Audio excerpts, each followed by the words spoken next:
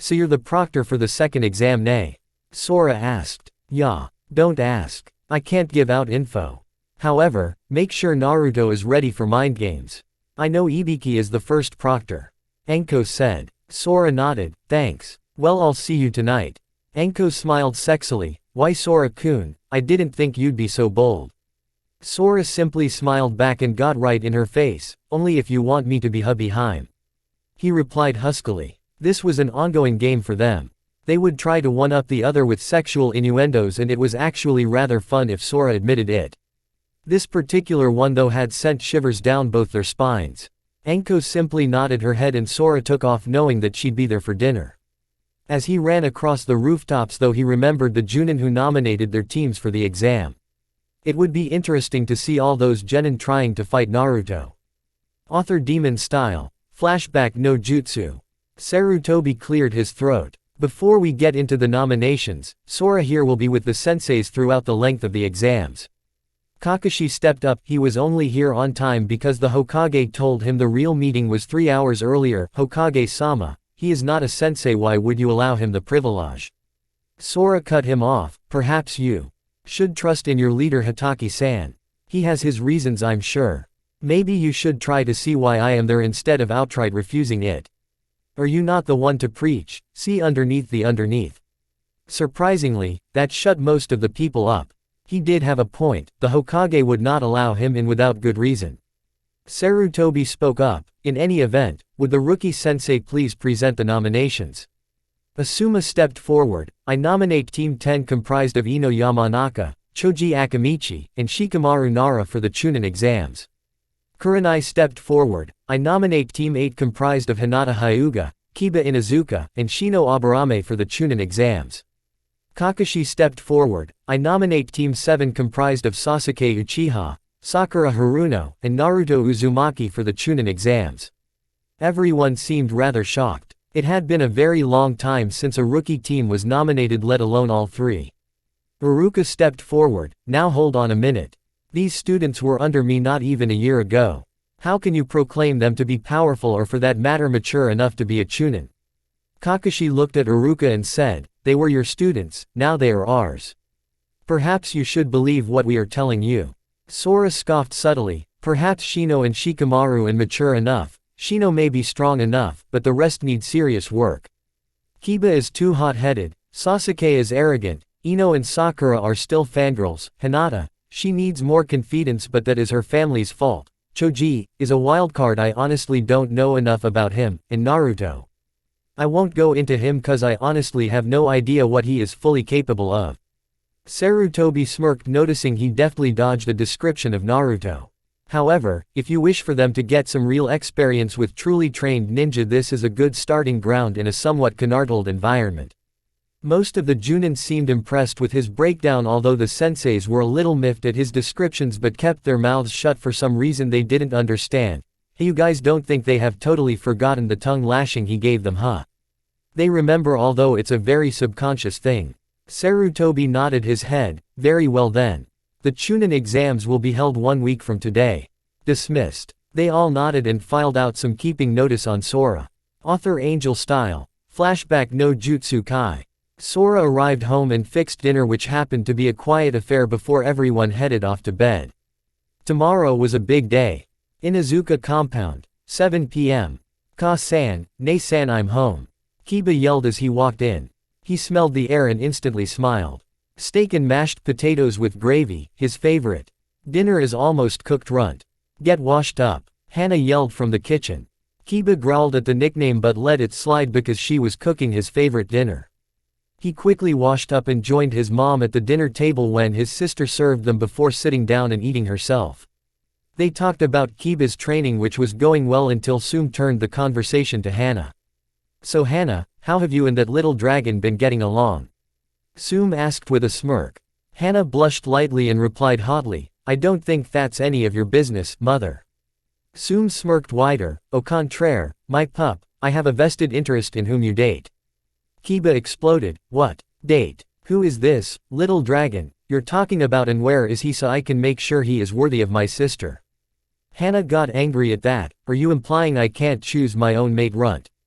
Kiba stuttered for a few seconds before Sum interrupted. Kiba, shut your mouth for a moment. Hana, seriously, how has he been doing? Is he treating you well?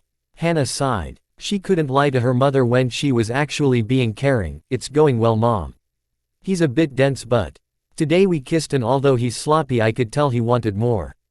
She paused and blushed heavily before saying, he called me his Tenchi because I paid attention to him. Sum smiled and said, good, he'll make a good mate. Now hurry up and give me blonde-haired grandpups to spoil. Kiba and Hana sweat dropped, not to mention the dogs who by now had finished their meals and joined their respective owners. Even through the sweat drops Kiba picked up on something, blonde-haired. He thought, the only blonde I know who's been around Hana is Naruto, too. Suddenly in a different part of town, Naruto felt a shiver run down his back. Kiba nearly shot out of his seat. You're dating Naruto? He roared. Hana was a little annoyed and said, sit down, runt. Yes, I'm dating Naruto. What's it to you? Kiba looked like he was going to have a heart attack. Naruto is a dead last and a loser. There's no way he is a worthy mate. Kiba never got to finish that sentence because Hana had already put his face into the floor. You know, I expected better from someone Naruto would call a friend. She said hotly. Mom, I'm going to bed. Tell the hothead, he needs to get to know Naruto before judging him. Sum nodded and noticed Kiba was out cold with Akamaru whimpering at his plight. She sighed and put him in his room. She'd deal with it tomorrow. Chunin exam start. Inuzuka compound 7:15 a.m. Naruto was walking up to the compound in a very good mood. After all, today was the first day that he could call Hana his girlfriend. For some reason, Sora had made him bring Shiroi and he had given Naruto a scroll saying, open this if you get into a fight. It'll be of great help. Naruto looked at Shiroi. She was walking beside him rather proudly. Meh, she was about the size of a household cat but she had sharpened claws and teeth. Don't ask how Naruto knew that. He chuckled as the compound came into view. Hana was waiting for Naruto. She had until 8 to get to the clinic and she knew he had to show up early for the exams, so he should be here rather soon. Luckily the street seemed deserted this early in the morning. She smiled seeing him walking up the street with Shiroi by his side. She narrowed her eyes staring at Shiroi. She looked like she had training like the ones her nin dogs went through. Couldn't be. Foxes aren't allied to any clan. Besides, she didn't have that walk or that look about her until today, she thought. She waved at Naruto who waved back enthusiastically. Naruto picked up his pace and ran up to Hana. He kept right on running and Hana looked a bit scared. There's no way he's gonna stop in time. Meanwhile Naruto was inwardly laughing. He grabbed Hana and twirled her in the air by the waist using the twirl to stop himself. Hana laughed freely as she twirled. Naruto was never this bold before, however Hana liked it. As he set her down she giggled again. What was that for? She asked. That. Oh, I just felt like making you laugh so I did. Naruto responded smiling brightly. Hana smiled. Alright, but we have to get going soon. I wanted to wish you luck in the exams. Naruto frowned for a second before nodding. Thanks Hana Tenchi. Hana blushed but then smirked devilishly. Hey Naruto, she said sexily. Naruto gulped. He recognized that look. Why yes Tenchi. Hana grabbed his head and snaked an arm around his neck before kissing him deeply. Naruto was ready for that, so he slid a hand behind her neck and one to her tight butt. Hana inwardly smiled, happy that he caught on so fast and found herself pushed against the bricks of the Inuzuka compound. She slid both her arms around his neck now. Naruto grabbed her ass and when she moaned, slightly stuck his tongue into her mouth, starting a little tongue war. Hana was praising Kami and all the other gods that she caught Naruto. Man, his tongue is doing things I didn't even know were possible. That thought was interrupted rather loudly. Naruto. Get away from my sister. Kiba roared. He had just walked outside on his way to the academy when he saw Hana making out with Naruto of all people. Now Kiba had remembered the talk from last night but he dismissed it as a nightmare from bad steak. Seeing this however was beyond him. He was pissed. How dare this dead last loser think he can make out with my sister. Hana and Naruto were both officially in a murderous rage. Their first true makeout session was interrupted by Kiba. Even Shiroi had a tick on her head. Kiba, what I do with your sister is no business of yours. Now I suggest you leave before things get ugly. Naruto said. She may not be my mate yet but, no one interrupts my alone time. He thought. Hana on the other hand was thinking, well we are outside but still, Runt shouldn't have interrupted us. Kiba was a little intimidated by the key being sent his way but replied nonetheless, you aren't worthy of my sister, Dobi. Get away before I make you get away. Just as Hana was about to respond, everyone froze. Sume had come outside and she looked tired and pissed. Would someone tell me why I am up at 7:30 in the morning when today is my day off? She asked. Naruto and Hana simply pointed at Kiba who, eepsed, and stood shaking. Kiba, what the hell is wrong? Sume asked angrily. Kiba replied albeit a bit shakily, Hana and Naruto were making out mom. There's no way Naruto is strong enough to. Sume smacked Kiba upside the head making him fall silent. Hana and Naruto have been having lunch together every day for the past 2 months. Kiba. 3 months ago, I not only accepted his alpha status but also a status as potential mate for your sister. You should trust your sister's judgment, pup. Sume said wisely. She looked at them all and said, now you are all going to be late if you don't hurry, so get a move on. Needless to say they all scattered but not before Hana and Naruto shared a swift kiss for good luck. Naruto and Kiba spent most of the walk in silence. Academy School, 7:50 a.m. Naruto walked up to his teammates who sent him a glare and an annoyed look. You were almost late. Let's hurry before we fail because of you, Baka. Sakura said. Naruto sighed and waved his hand showing he was ready to enter and they all walked in. After a brief walk up the stairs they came upon a room with what appeared to be, older genin blocking the doorway to the room with 301 at the top. Naruto narrowed his eyes as he saw Lee get put down, must be acting weak to confuse opponents. Besides that's a genjutsu, we only went up 2 floors. Naruto thought. Sasuke of course had to be a loudmouth show-off, hey drop the genjutsu and let me pass. I gotta get to the real room. Naruto nearly facepalmed at that. Suddenly Lee was next to Sakura and professing his undying love and protection to her. Naruto simply greeted Lee and Tenten before looking at their teammate Neji Hyuga, who put a stick up his ass. He thought when he scoffed and turned away. After a brief fight between Lee and Sasuke, they walked into the exams and looked around. Naruto could tell people were sending ki at them to test them. He scoffed silently before flaring his own ki, which was about low Junin, and settling into a corner near the rookie 9. He eyed the competition and noted to stay away from the sand team and that grass nin who eyed Sasuke like a slab of meat. He turned his gaze to his other classmates. Ino and Sakura were fighting of course. Choji, Shino, and Shikamaru were eyeing the competition. Hinta was trying to hide, and Kiba and Sasuke looked ready to fight. Ma, you shouldn't make so much noise. You see those rain ninja? They are really bloodthirsty. A silver-haired genin said. Guess who, and you get a cyber cookie. Sasuke hafid but Kiba spoke up, who are you and why should we listen to you? The silver-haired man chuckled and said, my name is Kabuto. I have plenty of information on the different teams.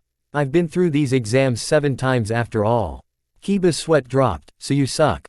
Naruto nearly facepalmed, no he's got a purpose, no one is that crappy to fail 7 times. With all the info he could be a spy. Sasuke spoke up, if you have info, how about Gaara no Suna and Rock Lee? Kiba added in, Naruto Uzumaki. People were a bit shocked at that but kept quiet. Let's see, Gaara no Suna, 37D ranks, 13C ranks and 1B rank. Impressive for a genin. Teammates are Tamari no Suna and Kankuro no Suna. I don't have much on his skills but he has never been harmed while on a mission. Incredible. Kabuto said. Most people made a mental note to stay away while Sasuke wasn't to fight him, and Naruto thought, must be his sand shield. Rock Lee of Konoha, 58D ranks, and 8C ranks. Teammates are Neji Hyuga and Tenten Higurashi. His nin and genjustice are non-existent but his taijutsu is ranked at mid-junin. He was the dead last of the academy. Kabuto said. Sasuke was seething at his defeat. Most were again making notes to avoid him if possible. Kabuto pulled out the last card and charged it with chakra. Before he could read it, however, it was snatched from his hands. Naruto read the card and his eyes narrowed. Some of this information is classified as a secret. No genin has access to that information. So he is a spy.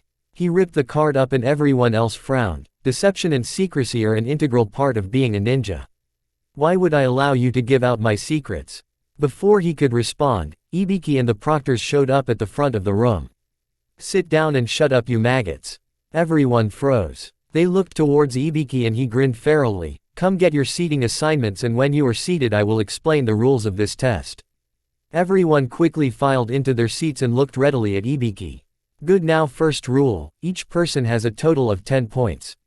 Each question is worth 1 point. There are 9 questions now and the 10th will be asked with 10 minutes left in the exam. You have 1 hour. Teams will share points, so if one person fails the whole team fails. Everyone got annoyed at that and Naruto felt 2 slight keys directed at him that he shrugged off.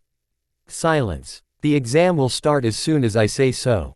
Oh, anyone caught cheating will have 2 points deducted from their papers. Make us proud and show the skills of a Chunin. Begin, Ibiki said. Everyone flipped the papers and Naruto grew confused. These questions are completely out of the range of a genin. Maybe Shikamaru or Sakura could answer a few. But definitely not the old me.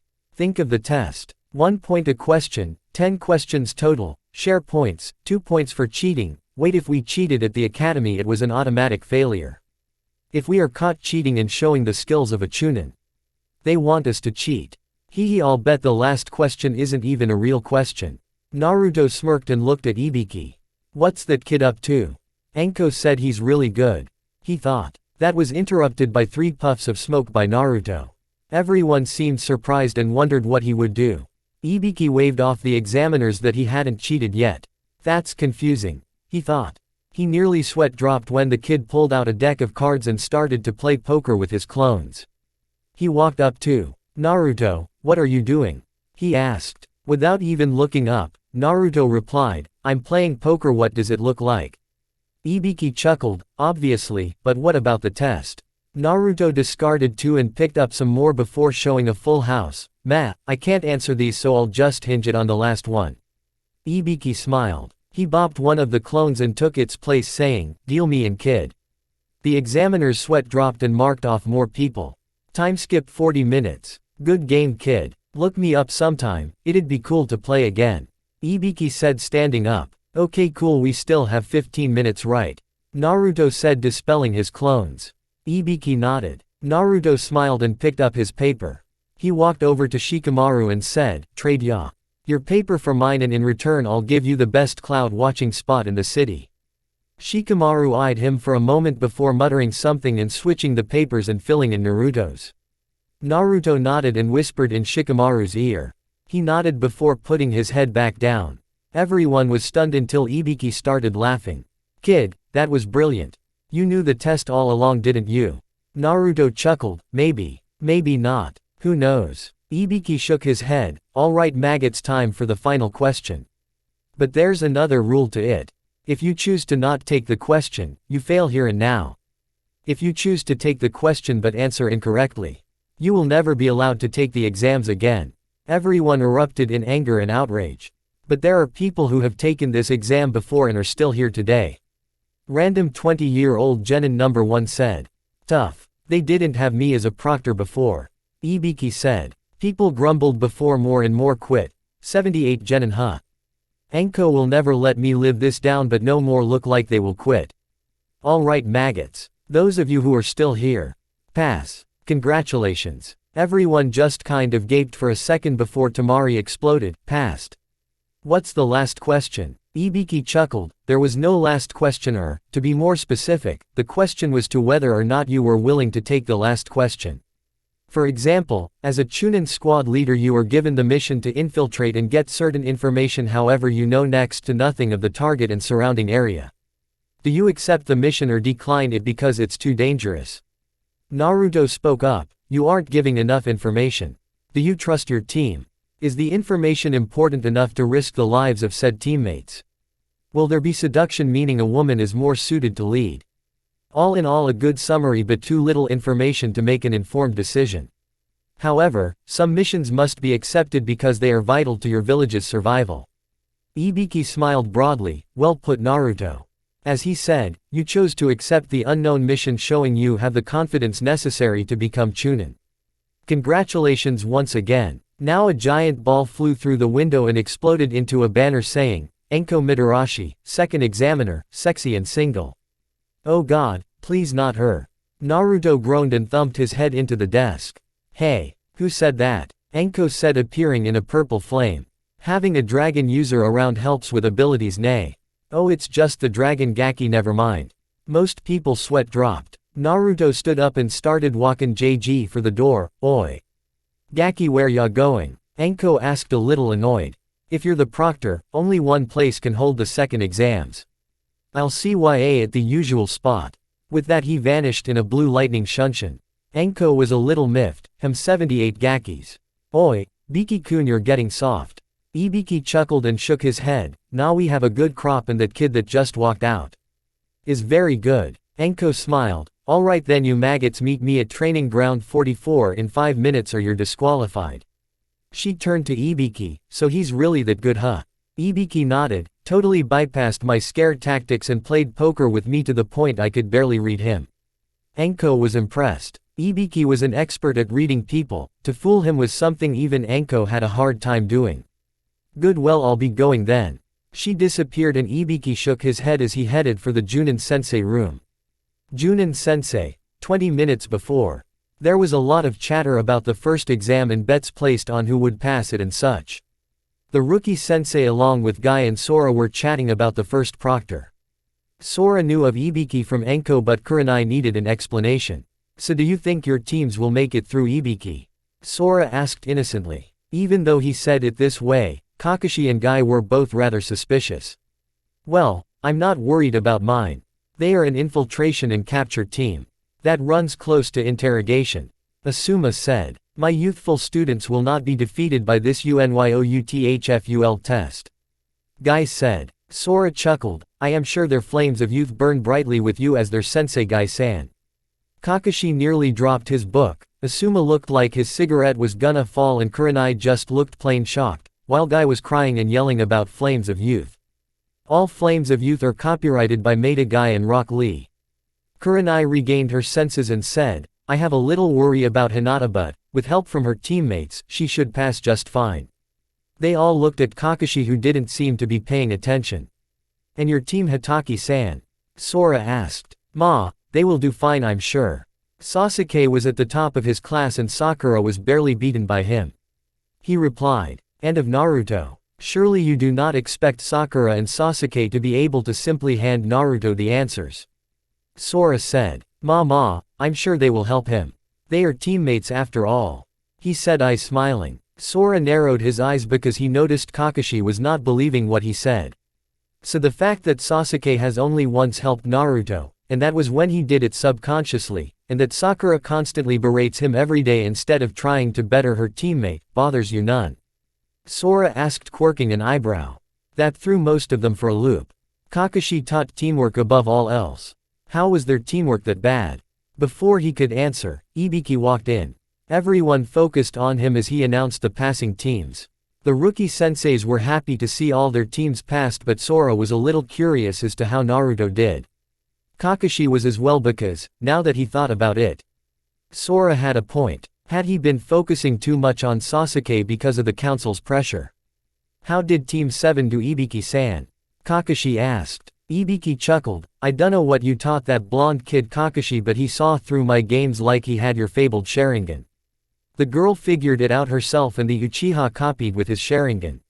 So how did Naruto pass anyways, Ibiki-san? Sora asked, genuinely curious. By now, the other rookie sensei were gathered and listening intently. He played me in poker for most of the test, then switched papers with the Nara in return for a cloud-gazing spot. Ibiki said, chuckling. The other senseis were stunned. That was quite an unorthodox way to pass the test. I didn't teach him that. Kakashi said rather softly. Sora chuckled. I have a feeling Naruto is going to be surprising you more and more throughout this exam. Somehow the other senseis were agreeing with that statement. Inside the Forest of Death, 5 p.m. After the whole encounter outside of the Forest of Death and Enko's little crazy stunt where Naruto dodged the kunai she threw by pure reflex, they entered the forest with an earth scroll. After about 2 hours, Naruto spoke up and said he needed to use the restroom. He left and came back rather suddenly. Sasuke simply threw a kunai that lodged itself in the man's leg and said, "You're not Naruto. He has 3 whisker marks on each cheek, not 2. Plus he calls me Tem every chance he gets." He took the kunai from the monk's leg and knocked him out before they ran off to find Naruto. With Naruto, he had just finished with his business and zipped himself up when he spoke out, "You know your stealth is horrible." The 2 genin behind Naruto froze mid-attack. He had sensed them. They struck quickly after their momentary pause only to find Naruto. That Naruto went up in a puff of smoke. "Geez, so vicious to my poor Kage Bunshin, whatever did he do to you?" Naruto's voice seemed to come from everywhere around them. Little did they know he had about 50 Kage Bunshin hiding saying the same thing all at once. He simply smirked when he say them go back to back. This was too easy. Suddenly there was a twin shout of, "Byakurai." White lightning. Author's note. Always loved this technique from Bleach. Still don't own it. And 2 bolts of lightning struck the rain ninja in the chest. Naruto sighed at their stupefied looks and simply rummaged through their pockets, taking their kunai and gear until he found a heaven scroll. "HMPH, thanks guys," he said, twirling the scroll. "By the way, that paralysis will wear off in about 2 hours. Byakurai does more damage the more chakra I put into it, but if I put too little you simply get paralyzed. Later." He jumped off into the trees. He met his team halfway through the tree and Sasuke simply hafid while Sakura chose to ignore him. That is until he pulled out the heaven scroll. They both stared at him wide-eyed until a fierce wind blew him away. Luckily he was able to hold onto the scroll. With Naruto. Naruto landed on his back in the middle of a clearing, groaning, "Aw man, that hurts." He stood up, cracking his back. "That's gonna leave a mark in the morning." He looked up to come face to snout with a snake the size of an elephant. "Aw come on," he yelled, and he dodged its first strike. He rolled as he hit the ground and came up to one knee, staring at the snake who was eyeing him rather hungrily. He sighed and stood upright. "I do not have time to deal with you. So I'm gonna have to cut this short." The snake seemed confused. How could this little human just claim he would be to summon? Naruto ran through hand signs faster than most Junin could follow and yelled, "Raiden, Raryuden no Jutsu, lightning release." Lightning dragon technique. A dragon made of pure lightning erupted from Naruto's mouth and streaked towards the surprised summon. The snake tried to dodge but was too bulky. It ended up being slammed against a tree and disappearing. "Ya know my first 2 fights after training with Sora-ni-san have been pretty disappointing," Naruto said with disappointment. "Oh well, let's see what's going on with Sasuke and Sakura." He jumped off towards where he thought they were. After about 5 minutes of traveling, he came upon the scene of Orochimaru biting Sasuke. Now being around Anko for 2 months, Naruto knew what that meant. Sasuke now had a curse seal. Naruto swore and watched as Orochimaru told Sakura that Sasuke would come to him for power, and he melted into the woodwork. "Not if me and Sora-ni-san have anything to say about it, you perverted freak," Naruto thought. Naruto jumped down and looked at Sakura. "What happened?" Sakura started bawling about Sasuke being beaten around by some guy named Orochimaru. Apparently, Sasuke had used their Earth Scroll to try and get away, and Orochimaru burnt it. After she was down, Naruto sighed and said, "Alright, we need to find shelter. I fought a huge snake about 2 miles west of here and we need to move east. Look for a cave or some open routes we can use."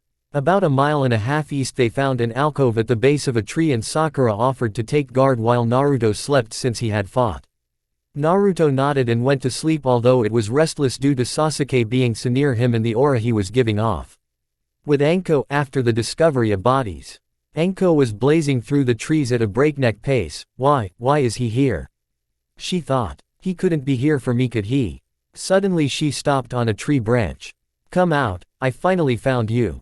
Orochimaru." Orochimaru came out of the tree chuckling, "Kukuaku, Anko-chan, it is so good to see you again," he said, smiling devilishly. "Save it," she roared, "I'm going to kill you here and now," she declared as she charged him with the snake style. She feinted with her right fist before she threw a left. Orochimaru deftly knocked it to the side before countering with his own left. She dodged by jumping back and shouting, "Sene Jaishu, hidden snake hands." Orochimaru smirked before thrusting his hands forward and yelling, "Taju Sene Jaishu, multi-hidden snake hands." Anko's snakes were soon overwhelmed, so she ran through some hand seals and put her hands to her mouth yelling, Kaden, Hausenka no Jutsu, Phoenix Flower Technique. She spat out 12 fireballs, destroying the remaining snakes before she found herself knocked into the tree and falling to the ground. She was able to grip the tree with chakra, slowing her descent and landing safely before she looked all around preparing to defend herself. Suddenly she fell to the ground, grabbing her curse mark as it flared wildly. Orochimaru stepped out of the shadows holding his hand in the snake hand sign. Kukukuaku, Anko-chan, fighting me while you still have my mark is not a very good idea. I thought I taught you better than that. He admonished, obviously amused at her plight. Fuck you, she yelled and spit at his feet before squirming in pain once again. Now, Anko-chan, such language. Very unladylike. I do wish I could get rid of a failure such as you, but I have a message I want you to deliver. Tell Sarutobi-sensei not to cancel the exams or I will burn Konoha to the ground. Orochimaru said as he advanced on Anko. Now that you have that, such delicious pain is making me want to see you in more of it. He had a wild glint in his eye that promised something Anko really didn't want to find out. Luckily for her, Orochimaru jumped back just as a lightning bolt struck Anko. Orochimaru was shocked at first, but then his eyes narrowed. This was no ordinary bolt of lightning. No, this bolt was silver. With the Hokage, 10 minutes before, Sarutobi was enjoying the day. He didn't have massive amounts of paperwork to deal with. He had set a trap to get Tsunade back to Konoha for a time. Jiraiya was on his way back with a new volume of Ika Ika. Yes, today was a good day. Until a team of Anbu bursts through his door. Calm down, Sarutobi said. They were acting like rookies and Sarutobi couldn't understand why. He sighed and rubbed his temples as they settled down. Report, he said. The leader stepped forward. Sir. Orochimaru has been spotted in the Forest of Death. Anko has taken off in pursuit. What are your orders? Sarutobi could barely register the form of Sora behind the Anbu, and he could have sworn the man knew Hiraishin to move that fast. Gather all the Anbu. As soon as he is identified, alert me. I shall be waiting in the tower. Go. The Anbu shinned away and the Hokage sighed, thinking, I'm too old for this. Shit. Sora, please save her. Back with Anko. Current time. Anko was expecting death when the bolt hit, and yet, she sat within the lightning strangely comforted. It twisted and warped until it took the form of something serpentine. Silver scales gleamed in the sunlight that poured through the hole in the trees. It had to be as long as a great white shark. Its head and body were rather smooth. The eyes were slitted golden orbs that stared dangerously at Orochimaru, its body protectively coiled around Anko. Its wings were rather large, and along its tail it had small fan-like appendages for turns and balance. Its claws were rather vicious looking, with 5 claws on each hand, although still stuck with that streamlined look. It had its fang bared and was growling softly. The main dragon from How to Train My Dragon, with actual claws and silver. Orochimaru could tell this creature was powerful, and he was tired from fighting 2 battles. His fun would have to wait. HMPH, deliver my message, Anko. I shall return. And melted into the tree. The dragon growled softly until he was sure that Orochimaru was gone. He gently nudged Anko towards his back. She was a little taken aback before she climbed on. You are the first and only human I have ever allowed to ride me behind. Appreciate and enjoy the ride. It'll be over soon enough. Anko's eyes widened. Sora? She asked. The dragon nodded and mentally spoke again. Hold on. He took off, nearly breaking the sound barrier. They arrived at the tower in under a minute. He trotted up to the medical entrance where the senseis and the Hokage were waiting. Their eyes widened as they landed, and many of the Junin tensed for a fight. Sora, is that you? Sarutobi asked. The dragon nodded his head as the medics got Anko onto a stretcher. He glowed silver a moment before changing back into his human form. He rushed to Anko's side. He smiled when he saw her relatively unharmed. Sarutobi cleared his throat. Sora looked at them sheepishly and said, a surprise. Everyone's sweat dropped. Sarutobi sighed. Well, as long as Anko is fine, then who cares? Thank you, Sora-san. He bowed lightly to Sora, surprising everyone. Sora chuckled and said, Ma worm. You're welcome, but don't bow, I hate formalities. I'm a fighter first, diplomat second. Sarutobi chuckled and nodded. Sora said, in any case, can I go? Sarutobi had to struggle to not break out in a huge grin. Hi, go check on Anko please. Sora nodded and headed off down the corridor to the infirmary.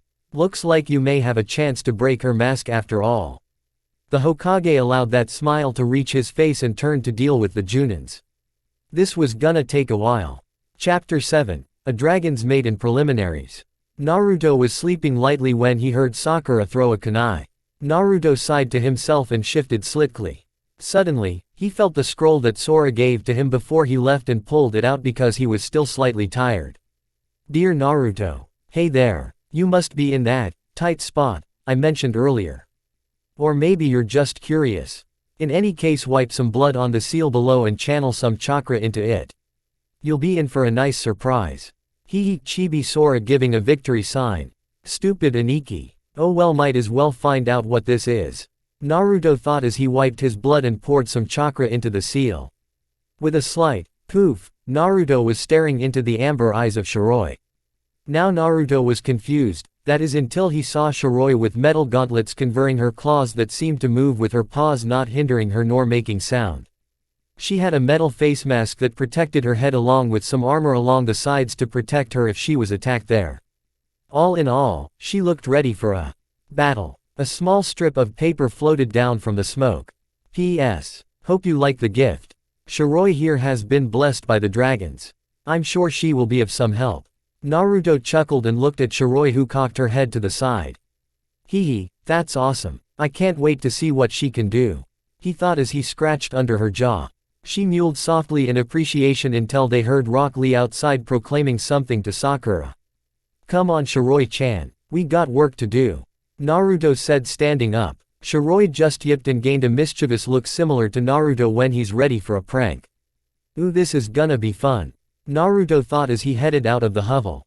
As they walked out of the hovel, they came across Lee getting blasted by Dosu with his melody arm, and getting knocked unconscious due to the strain on his ears. Naruto motioned for Shiroi to go after the female holding Sakura as he stepped forward, and Shiroi seemed to melt into the shadows slightly. Oi, who the hell are you? Naruto asked, crossing his arms and trying to look intimidating. Dosu looked a little surprised, he thought they were both out cold. Zaku, on the other hand, name's Zaku Abumi, and your death dealer. He yelled, charging Naruto. Zaku, wait. Dosu said, trying to stop his teammate from doing something stupid. Too late for that. Zaku charged right at Naruto and threw a fast right. Naruto expertly sidestepped and grabbed Zaku's arm before spinning with Zaku and throwing him back towards his teammate. Zaku was pissed. No one manhandled him like that. Zankaha. Decapitating airwaves, he yelled, thrusting his arms forward. Naruto's eyes bulged before he jumped, dodging the attack. Dosu was watching fervently, hoping to figure out the new arrival while Team 10 was watching in the bushes. As Naruto landed, he found himself on the end of a vicious, albeit sloppy, taijutsu assault from Zaku. Right, left, sweep kick, knee. Every attack expertly dodged or redirected by Naruto. Naruto himself was happy to see his training paying off. As Zaku threw a punch, Naruto dropped for a sweep kick that Zaku jumped to avoid. Following through, Naruto rose into a spinning uppercut that knocked Zaku clear across the field. Man, when did Naruto get so good? Ino asked. Troublesome, looks like we won't have to jump in after all. Shikamaru said. Munch munch munch, guess who? As Naruto landed, he glared at Zaku, who was getting back up and wiping blood from the side of his mouth. Just as Zaku was about to charge, Kin yelped in pain and let go of Sakura's hair, grabbing her leg. She quickly looked around until she heard a soft growl from the tree behind her. She spun around just in time to get headbutted by Shiroi. Luckily for Shiroi, her fast mask took most of the damage. Unluckily for Kin, she was knocked out cold. Way to go Shiroi-chan. Naruto said gleefully, now we have a hostage. Dosu was silently cursing his teammates' lack of awareness, even though they hadn't been briefed that the boy had a companion, while Zaku was chuckling. Naruto looked at him funnily until Zaku spoke up, you think we care about her? She's nothing more than a hindrance. If she's in the way, I'll blast her along with you. Zankaha. Decapitating airwaves, he yelled, thrusting his hands forward. Shiroi grabbed Kin's collar in her teeth and jumped to the side, barely dodging the blast. Naruto, meanwhile, made the hand seal to release his chakra weights. Suddenly, evil chakra filled the air. Evrione froze, then turned to the hovel where Sasuke was standing with the curse mark active. Naruto was right in front of him while Sakura was a bit to the left and Shiroi and Kin were farther right. Sasuke looked at the disheveled appearance of Sakura and said, "Who did that to you?" While many people had different thoughts running through their heads, Naruto's and Dosu's made the most sense. Dosu was wondering why Orochimaru had given Sasuke a curse seal then ordered his death. Naruto, however, was worried. Crap. This is not good. His chakra feels too much like a demon's. At this rate, my dragon side is gonna take over and kill him. I've gotta stop him before things get out of hand. Zaku got cocky and said, "I did it to her. And I'll do the same to you." Zenkakyokua. Extreme decapitating airwaves. He thrust his hands forward straight at Naruto and Sasuke. As the dust settled, both were nowhere to be found. "Ha ha ha, not so tough now are you?" Zaku exclaimed. "Care to test that?" Sasuke said darkly. He reappeared in front of Zaku and proceeded to smash him face first into the ground. He grabbed Zaku's arms and pulled them back at an unnatural angle. "You seem awfully proud of these arms. Perhaps we should see what you're like without them." Sasuke bent back Zaku's right arm until a sickening crack was heard and everyone winced as Zaku screamed in pain before blacking out. Sasuke was about to head towards Dosu when Naruto appeared behind him and chopped him across the neck, making the marks recede as he faded into unconsciousness. Naruto sighed in relief, thanked Kami. "I'm glad Aniki taught me how to control my dragon urges." He turned to Dosu. "I'm tired, leave your scroll and you can leave with your teammates unharmed." Dosu nodded and pulled out an earth scroll. "Phew, we can head in now." Naruto thought. He wasn't really tired, he just didn't want to kill him if he could avoid it. Dosu picked up his teammates. "When we meet again we can't back down, so expect a full fight." With that he jumped into the trees. Shiroi yipped at Naruto and pointed to the bushes and up in the trees. Naruto nodded and said, "Come on out guys. If you wanna fight, I'll be happy to take you on. If not, perhaps we could all travel to the tower together. Nothing against working together after you're done, right?"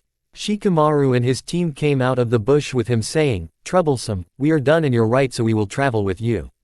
Maybe I can find out a bit more about you, Uzumaki Naruto." "Ma, never mind, it's too troublesome." Anyone who could have heard his thoughts would have sweat dropped. Naruto looked around and noticed Sakura and Ino fawning over Sasuke before he looked up to see Team 9 standing with Lee over Neji's shoulder. "We have no need for you, goodbye," Neji said, and they disappeared into the trees with an apologetic look from Tenten. "Alright then, let's head out.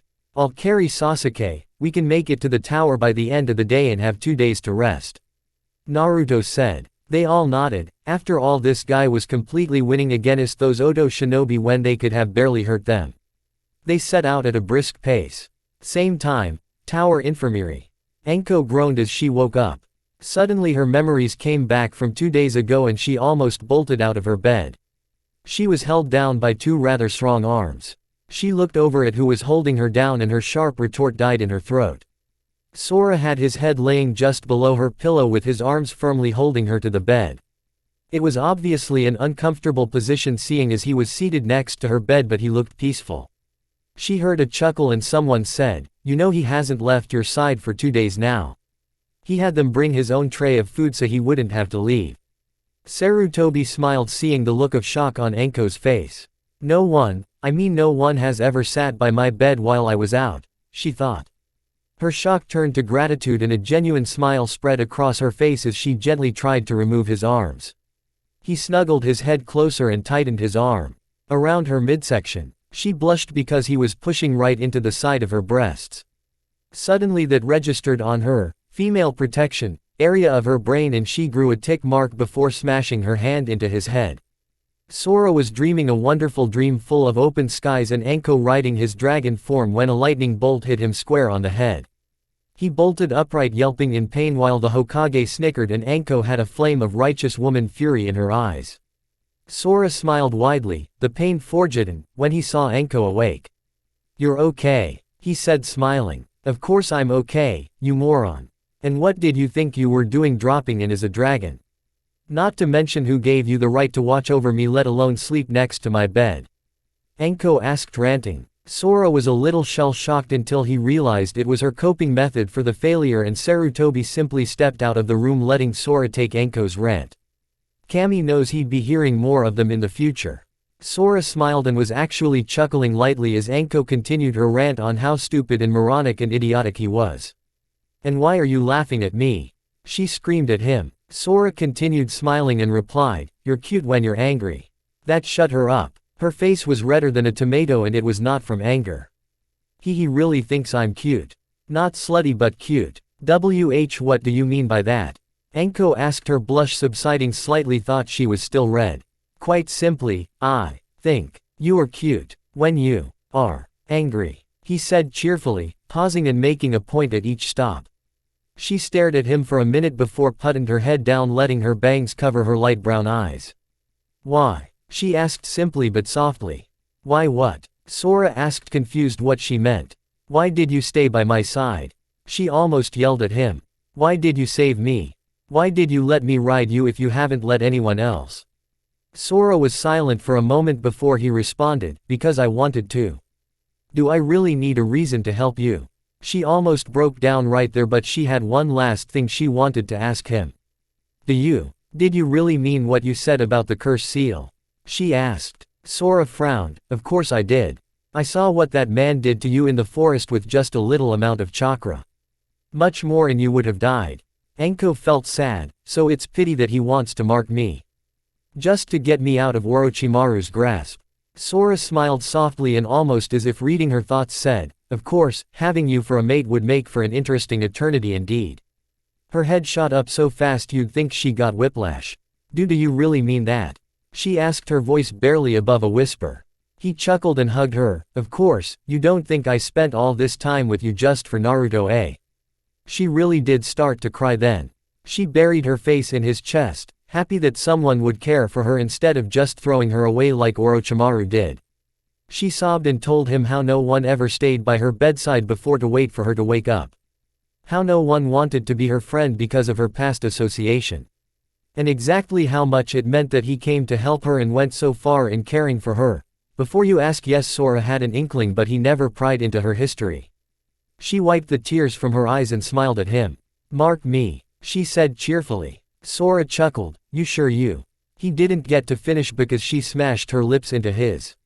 "Mark me now or I'm going to remove the reason for you to want to mark me," she said sweetly. Sora gulped and nodded before channeling his silver chakra into his canines.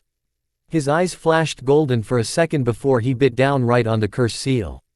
The seal contorted and Enko hissed in pain, but Sora's eyes glazed over. Inside the seal, Orochimaru's soul was growling in annoyance. "How dare this man try to override my seal?"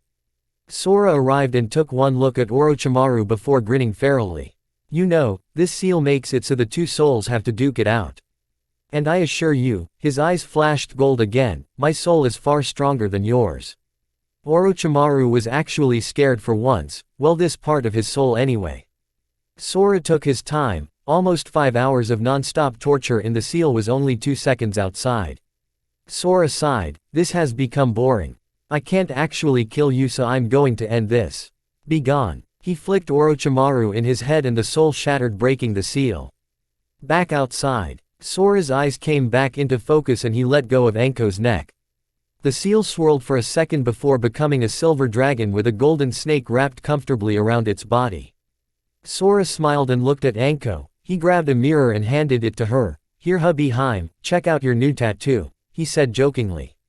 She glared at the nickname for a minute before adjusting the small mirror. She gasped and then smiled brightly. She wondered why the snake was golden though, until she looked at her eyes. Where before they had been a light brown, now they were a deep shade of brilliant gold. "Guess I know why it's golden, and I can't get mad at his nickname," she thought. She looked at Sora, who was grinning goofily before she grabbed him once again and started a tongue war. After a minute or so they broke for air and she said, "Well, hubby, I guess you need to buy me some new clothes. After all, I need a wedding present before we get to the honeymoon." Now Enko may not look it, but she loved to get new clothes, especially kinky things. Surprisingly, she was not into BDSM. Sora on the other hand was sweating thinking how much his new wife was gonna cost him. She quickly got up and chuckled, that'll have to wait till after the exams though. We have a job here, remember? Sora sighed and nodded. Anko got dressed and they made their way to the waiting area. Timeskip. Chunin exam preliminaries. After arriving 2 days ago and Sasuke getting his seal air sealed, Team 7 had taken it easy and relaxed. Luckily no one had attacked them, and when they got to the doors Iruka had greeted them from the scrolls. Unfortunately, Sasuke had been pissed when he awoke and demanded that the Dobi tell him how Naruto beat Sasuke. Now they were standing in a giant hall with 2 balconies on each side, a viewing platform for the Hokage and his entourage, and a statue with the ram hand sign. With the Hokage were all the clan heads and their respective families, meaning immediate family only. The Hokage stood up and said, "Welcome, I am pleased to see all of you here today. Now, let us get right to business." Anko. Hi, Hokage-sama. Now since the second exam did not weed out enough of you brats, we need to have an elimination round. Anko said. Apparently no one took notice of her eye color change. Well, except for Naruto and Kurenai, because they were actually looking at her eyes. Looks like I gained a Nei-san, Naruto thought happily. Kurenai however was curious. Hayate stepped forward. Excuse me Anko. Allow me. Hayate Gecko. To explain, dots equals coughing. Before we begin, would anyone like to quit? It will not affect your team. Sakura was worried about Sasuke but then remembered Tei extra seal placed on him, so she kept quiet. Kabuto raised his hand. I wish to forfeit. I got hurt on the last day and I don't believe I can continue. Hayate nodded and Anko called out his name. Naruto made a discreet signal to Sora, who was standing with the Hokage, for enemy. Sora turned to the Hokage. Excuse me, what stats do you have on that? Man. Sarutobi was a little surprised but motioned to Anko, who said, Kabuto Yakushi. Average genin, son to a medical ninja, took the exam 7 times. And always dropped out before preliminaries. Anbu. 2 Anbu appeared at the Hokage's order, have that man followed by a squad. He turned to Sora, thank you for catching him. Sora chuckled, don't thank me. Thank Naruto, I simply relayed the message. The clan heads looked rather shocked aside from Hana and Sum, who were internally laughing up a storm. Sarutobi nodded, knowing the news was for the clan heads. Very well, regardless if we capture him or not. Have Naruto come by my office for AC ranked spy pay. If there is more when we capture him, he will be paid accordingly. Sora nodded and looked back at the proceedings. Apparently, the rules were explained and people were making their way to the balcony. Most of the clan heads stayed with the Hokage, however the Inuzukas and Abarames joined their children on the balcony. Naruto smiled at seeing Hana even if it was standing by Kiba. He hadn't stayed near his team, opting instead to stand at a midway point between all the teams. He sighed, this is gonna be boring. Why can't I go all out? He thought as he watched the screen. It lit up with Sasuke Uchiha vs. Akado Yoroi. Naruto watched intently, trying to see why Sasuke kept dodging and backing up instead of fighting. Akado decided to tell everyone about his ability to drain his opponent's chakra just by touch, and Naruto frowned. You really shouldn't give away your only trump card. He thought as he watched Sasuke blast Akado with a Gokaku no Jutsu Grand Fireball technique. Bye bye Akado, he smirked as Sasuke knocked him out after he barely dodged the fireball. Shibi and Shino approached Naruto, both nodding to him and joining him silently. Naruto was a little curious until Shino spoke up for once, although only the 3 present heard him. Naruto-san, because of my Kikai, I was told of your burden.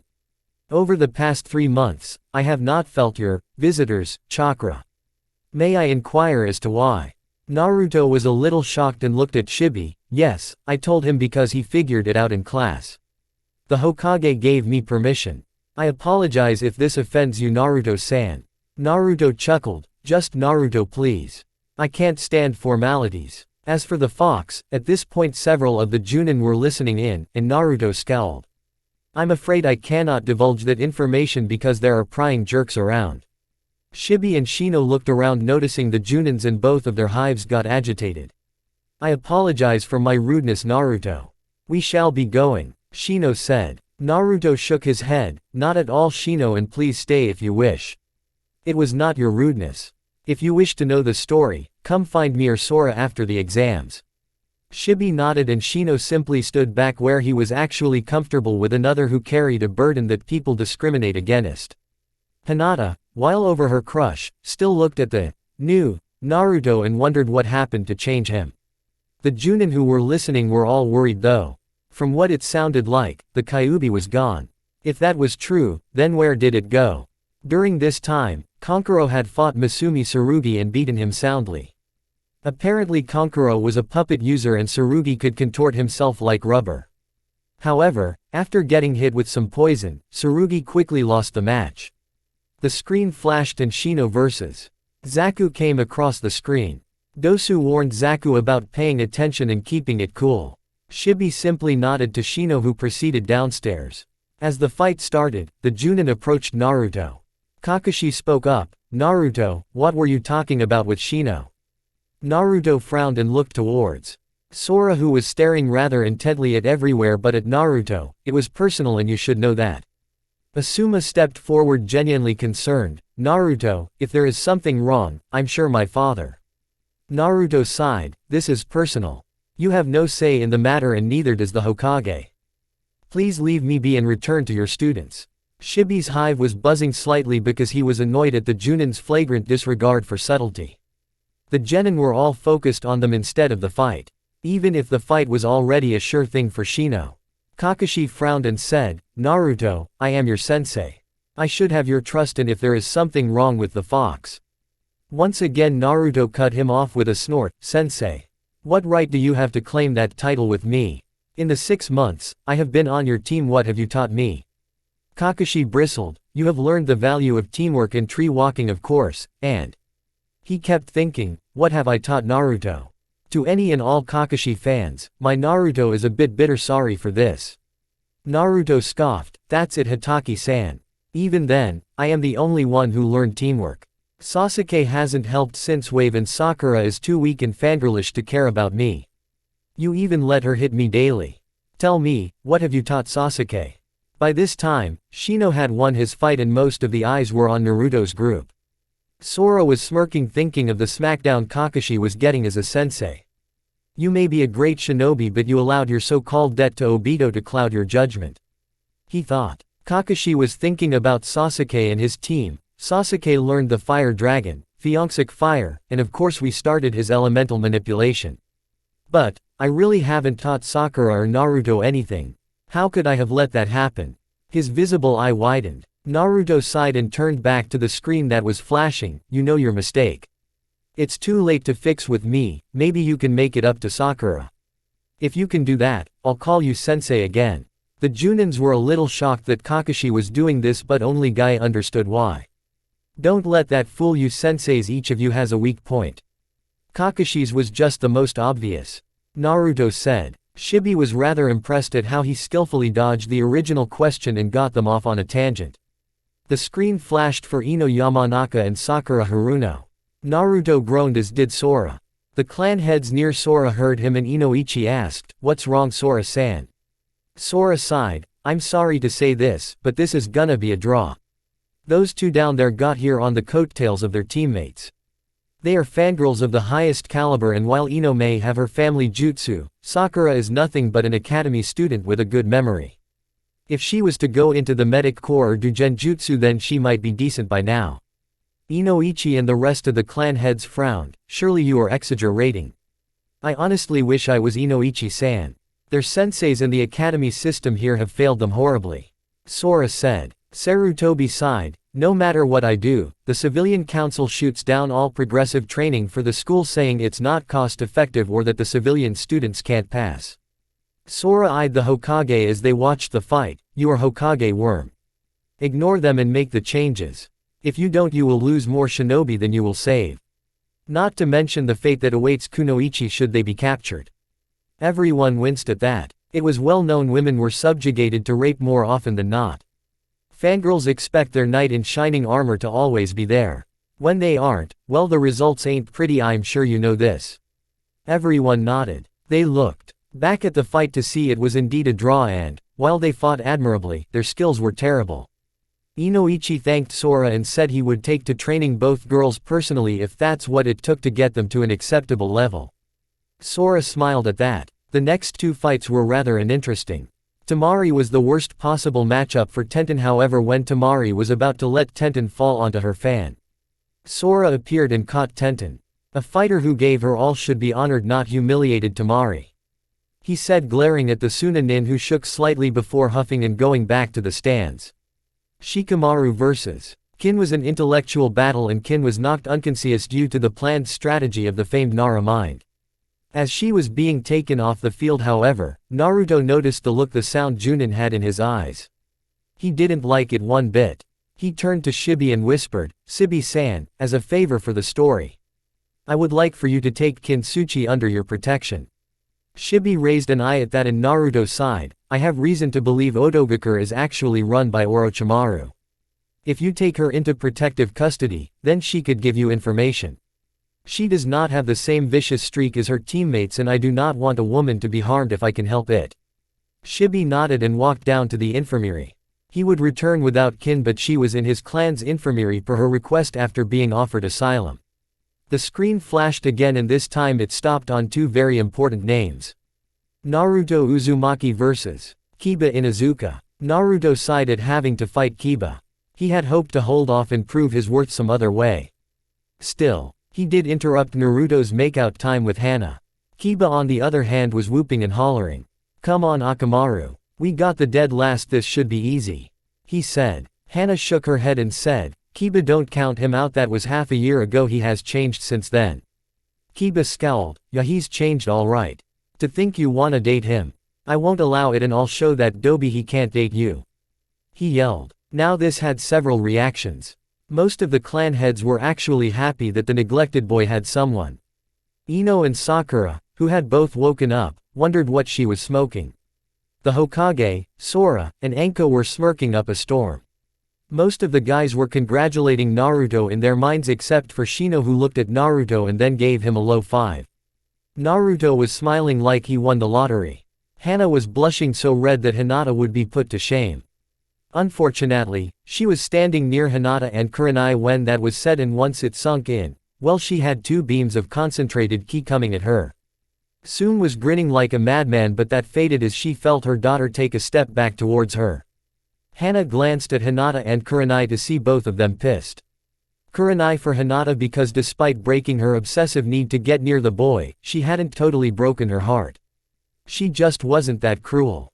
Hinata, on the other hand, was pissed because she hadn't given up on Naruto. She had only pretended to so her sensei would get off her back. So here we are, with Hana being a little scared. That is until Kiba and Naruto appeared downstairs and everyone turned their attention to them. "Dobi, I'm gonna beat you, and once I do you will not date my sister, got it?" Kiba said with a snarl. Akamaru was actually hiding in Kiba's jacket. He could tell something was off about Naruto and that he had gained alpha status. Naruto growled softly and pulled out a scroll before wiping blood and some chakra on it. "Your sister chooses who to date, Mutt. If she wants to date me, well, who am I to deny such a lovely lady?" Shiroi appeared in front of Naruto, with a puff of smoke, in her battle armor. She eyed Kiba before yipping in happiness as she dropped into a fighting stance. Up in the stands, Hana was blushing again and Sum was chuckling, "Looks like your mate is a smooth talker. I wonder if his tongue is good for anything else." "Mom," Hana said indignantly. "Still looks like I was right about Shiroi. She has had some training," she thought. "Your mom was right though, his tongue is good." Feral grin.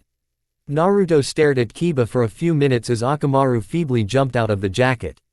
"Shiroi-chan, why don't you play with Akamaru for a little while? I wanna fight Kiba one-on-one." "Fine with me, Dobi. Akamaru take care of that fox," Kiba said confidently. Shiroi and Akamaru shared a look before Akamaru looked at Kiba with a, "What the fuck are you smoking?" look. Shiroi, on the other hand, desummoned her armor. Yes, she's able to do that. She slowly sauntered over to Akamaru, who had his eyes glued to her form. She walked right in front of him and then trotted past him, whipping her tail across his snout before dashing over to a corner. Akamaru blinked twice before his mind rebooted and he quickly took off after the vixen. Everyone noticed they had stopped in a corner and Shiroi was scratching behind Akamaru's ear as his foot thumped against the ground. Sum and Hana were laughing while Kiba looked positively outraged. Naruto chuckled and then said, well, she is a vixen after all. Not what I meant, but that works too. Shiroi just gave him a foxy grin. Kiba glared at Naruto and said, let's start this already. I need to defeat this Dobi. With a shout of, Hajime, from Hayate, Kiba dashed forward. He threw a straight right which Naruto dodged and threw his own right which was blocked by Kiba, who jumped back. He growled lightly and yelled, Shikyaku no Jutsu. Four legs technique. His nails grew longer into claws and he looked more feral. He crouched down on all four limbs. Let's see you block this. Suga. Spining Fang. He jumped and spun in midair, becoming a whirlwind of motion, charging straight for Naruto. Naruto was rather impressed. He had seen this move before and knew it was not an easy one to learn. He made the hand seal to release his weights and, just before he got hit, disappeared. Kiba stopped spinning and landed looking around. Where are you? He yelled, trying to pinpoint him with his smell. Naruto chuckled to himself and dropped from the ceiling. When he was in range he yelled, Ryukoka. Dragon's Descent. He flipped in midair and brought his heel down straight into the back of Kiba's head and the force knocked him halfway across the arena. Kiba, you're a good fighter, but you should stay out of your sister's business. You have no right, Naruto said. Kiba stood up and spit out some blood from his mouth. Bullshit. There's no way you're worthy of my sister. Naruto sighed and his eyes glowed a deeper blue for a second before he said, as you wish, Kiba. I will beat you with my next attack.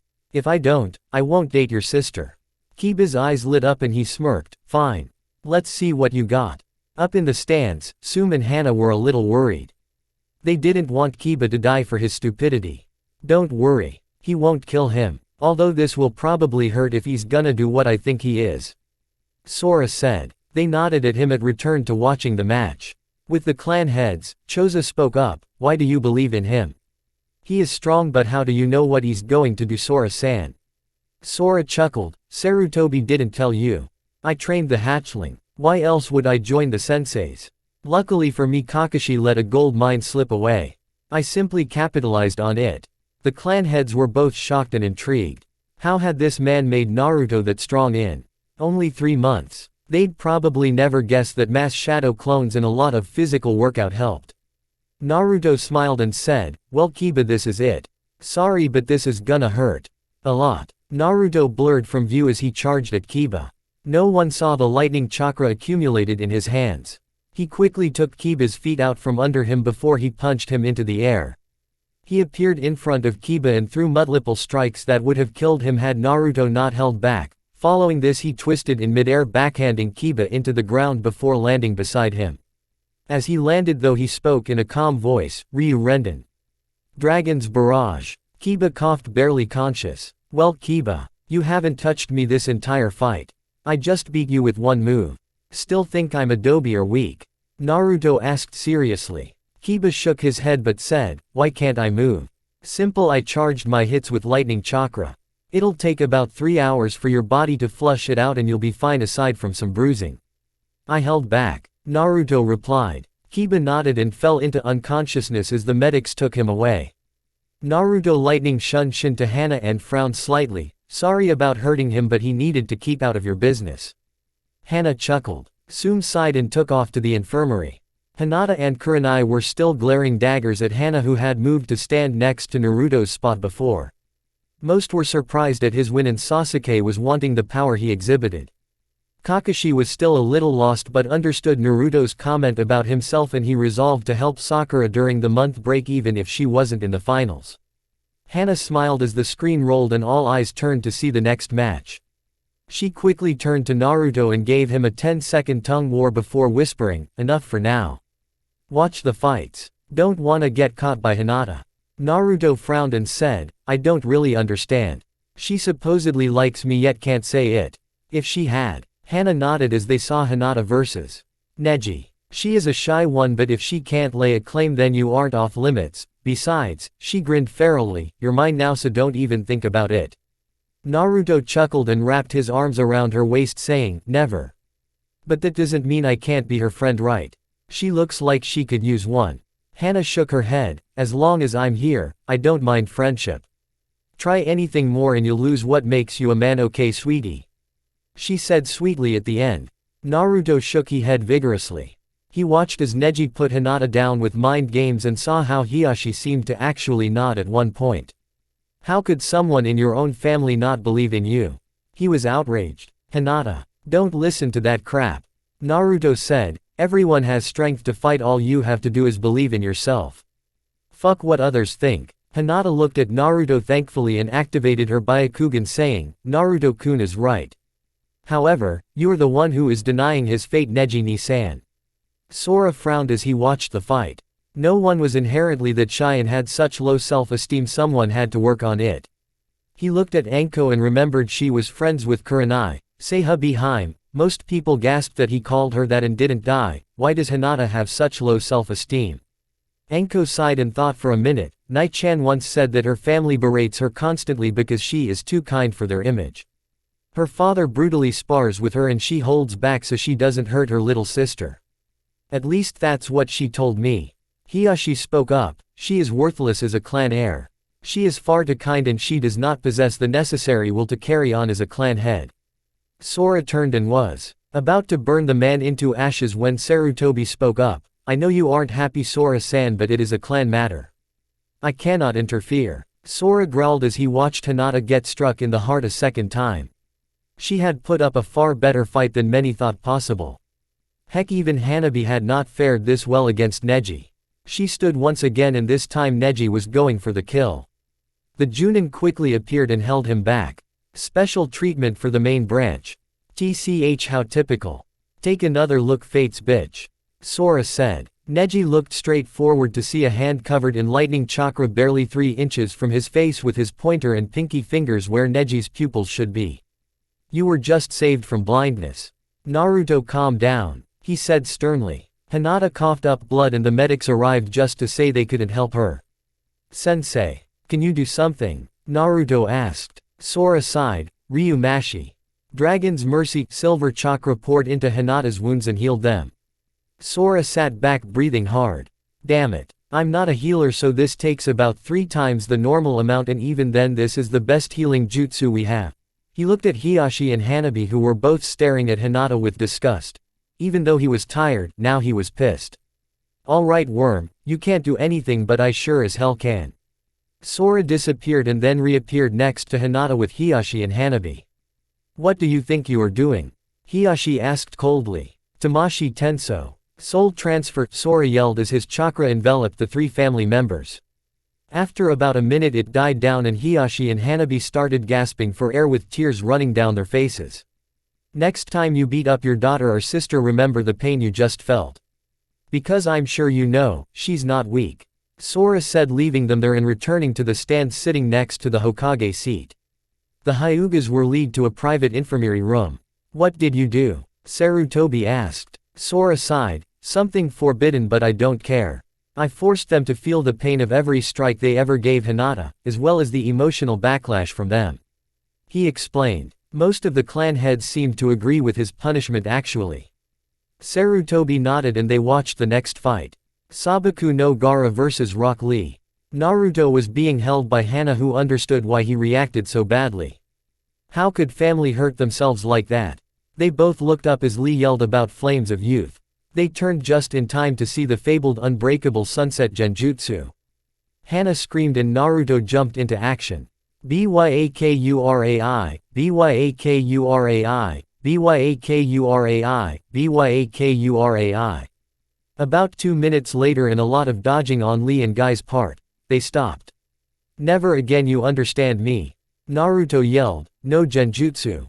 Flames of youth are fine. Got it. Both nodded their heads. Guy from behind Sora and Lee from behind Hana. The only 2 safe places. Sarutobi stuck his pipe in his mouth and said, Naruto-kun, please report to my office once these exams are over. Everyone thought he would be fined or something. Well, the Genin and Junin anyways, you have just completed your first S-ranked mission, congrats. Everyone's sweat dropped, while Kakashi just shook Naruto's surprised hand. Gaara stood down in the arena slightly annoyed and yet fearful at the same time. That genjutsu was scary, but the lightning bolts all over was even scarier than that. When Lee finally started the match, it looked like he wouldn't be able to harm Gaara at all. Until he took of his weights, that is. Man, he was fast. Sora and Naruto noticed the demonic chakra and bloodlust coming from Gaara after Lee used his attack. They weren't going to let him get hurt for something stupid like a match. Naruto looked at Sora who pointed to himself, at which Naruto nodded and let his Aniki settle things. As the sand wave was about to grab Lee's arm and leg, Lee was suddenly gone. "This match is over, control yourself Gaara," Sora said. He whispered to Lee, "I'm sorry I stepped in, but he would have crippled you otherwise." Lee simply nodded, knowing he couldn't have escaped. Gaara was proclaimed the winner, but he spoke up. "Why is mother afraid of you?" he asked. Sora gave a grin. "Dragon's bow to no one hatchling," he replied. Gaara seemed satisfied and the Suna shinobi breathed a sigh of relief. The last match was Dosu vs. Koji. Unfortunately, Choji, while motivated, lost due to crashing into the wall and being unconscious. Sarutobi stood up and gave a big ol' speech about the importance of the exams and how it helps keep the peace while people drew their lots. The final matchups were decided. Naruto vs. Neji. Gaara vs. Shino. Kankuro vs. Sasuke. Shikamaru vs. Temari. Winner vs. Dosu. Please prepare for the next month and we hope to see you all at the Chunin exam finals," Sarutobi said before dismissing them. He looked at Naruto, who was celebrating with his girlfriend and brother and newfound sister. He smiled brightly. "With Sora by your side Naruto, I know you'll be ready for your father's name." Chapter 8. Feelings and Heritage Revealed. Everyone was moving towards the edge of the tower to go back to Konoha when Sora, at the head of the group, stopped tensing up. "Naruto. You feel that?" he said loudly. Naruto nodded and said, "What is it?" Sora's face grew grim. "I want you to stay with everyone and let no one leave this tower. Any attempt, even Shunshin, will result in death." Many people seemed both shocked and disbelieving at the same time. Sarutobi spoke up. "What's wrong Sora?"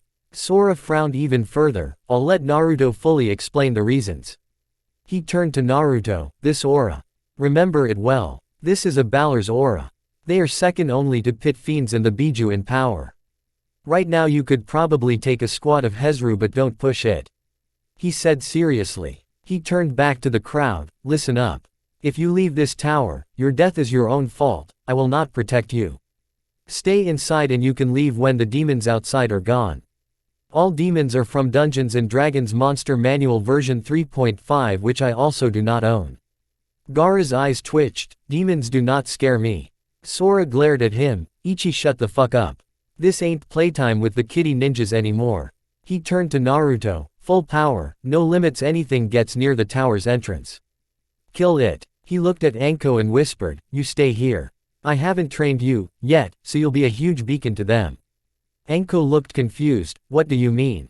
He sighed. "I don't have time for this," he said annoyed. "Look, when I marked you, you became half-dragon. Much like Naruto, the only difference is Naruto can control himself. You can't. I'll explain everything more fully tonight, okay?" He whispered to her so only she could hear. Anko seemed a little miffed at his attitude but nodded. She could feel his annoyance and, was that a little fear coming from the mark? Sora turned to the entrance and actually smirked, feeling the thrill of battling demons was one he hadn't felt in almost 3,000 years. He walked out and everyone heard, "Come and get it. You'll be dining in hell tonight, boys." With Sora, he was disappointed. They kept sending platoon after platoon of Drekts after him. Did they really think he was so weak? Drekts were the standard foot soldiers. Only about as tall as a 10-year-old, they had long arms that ended in wicked poisoned claws, short legs that was slightly behind the body itself.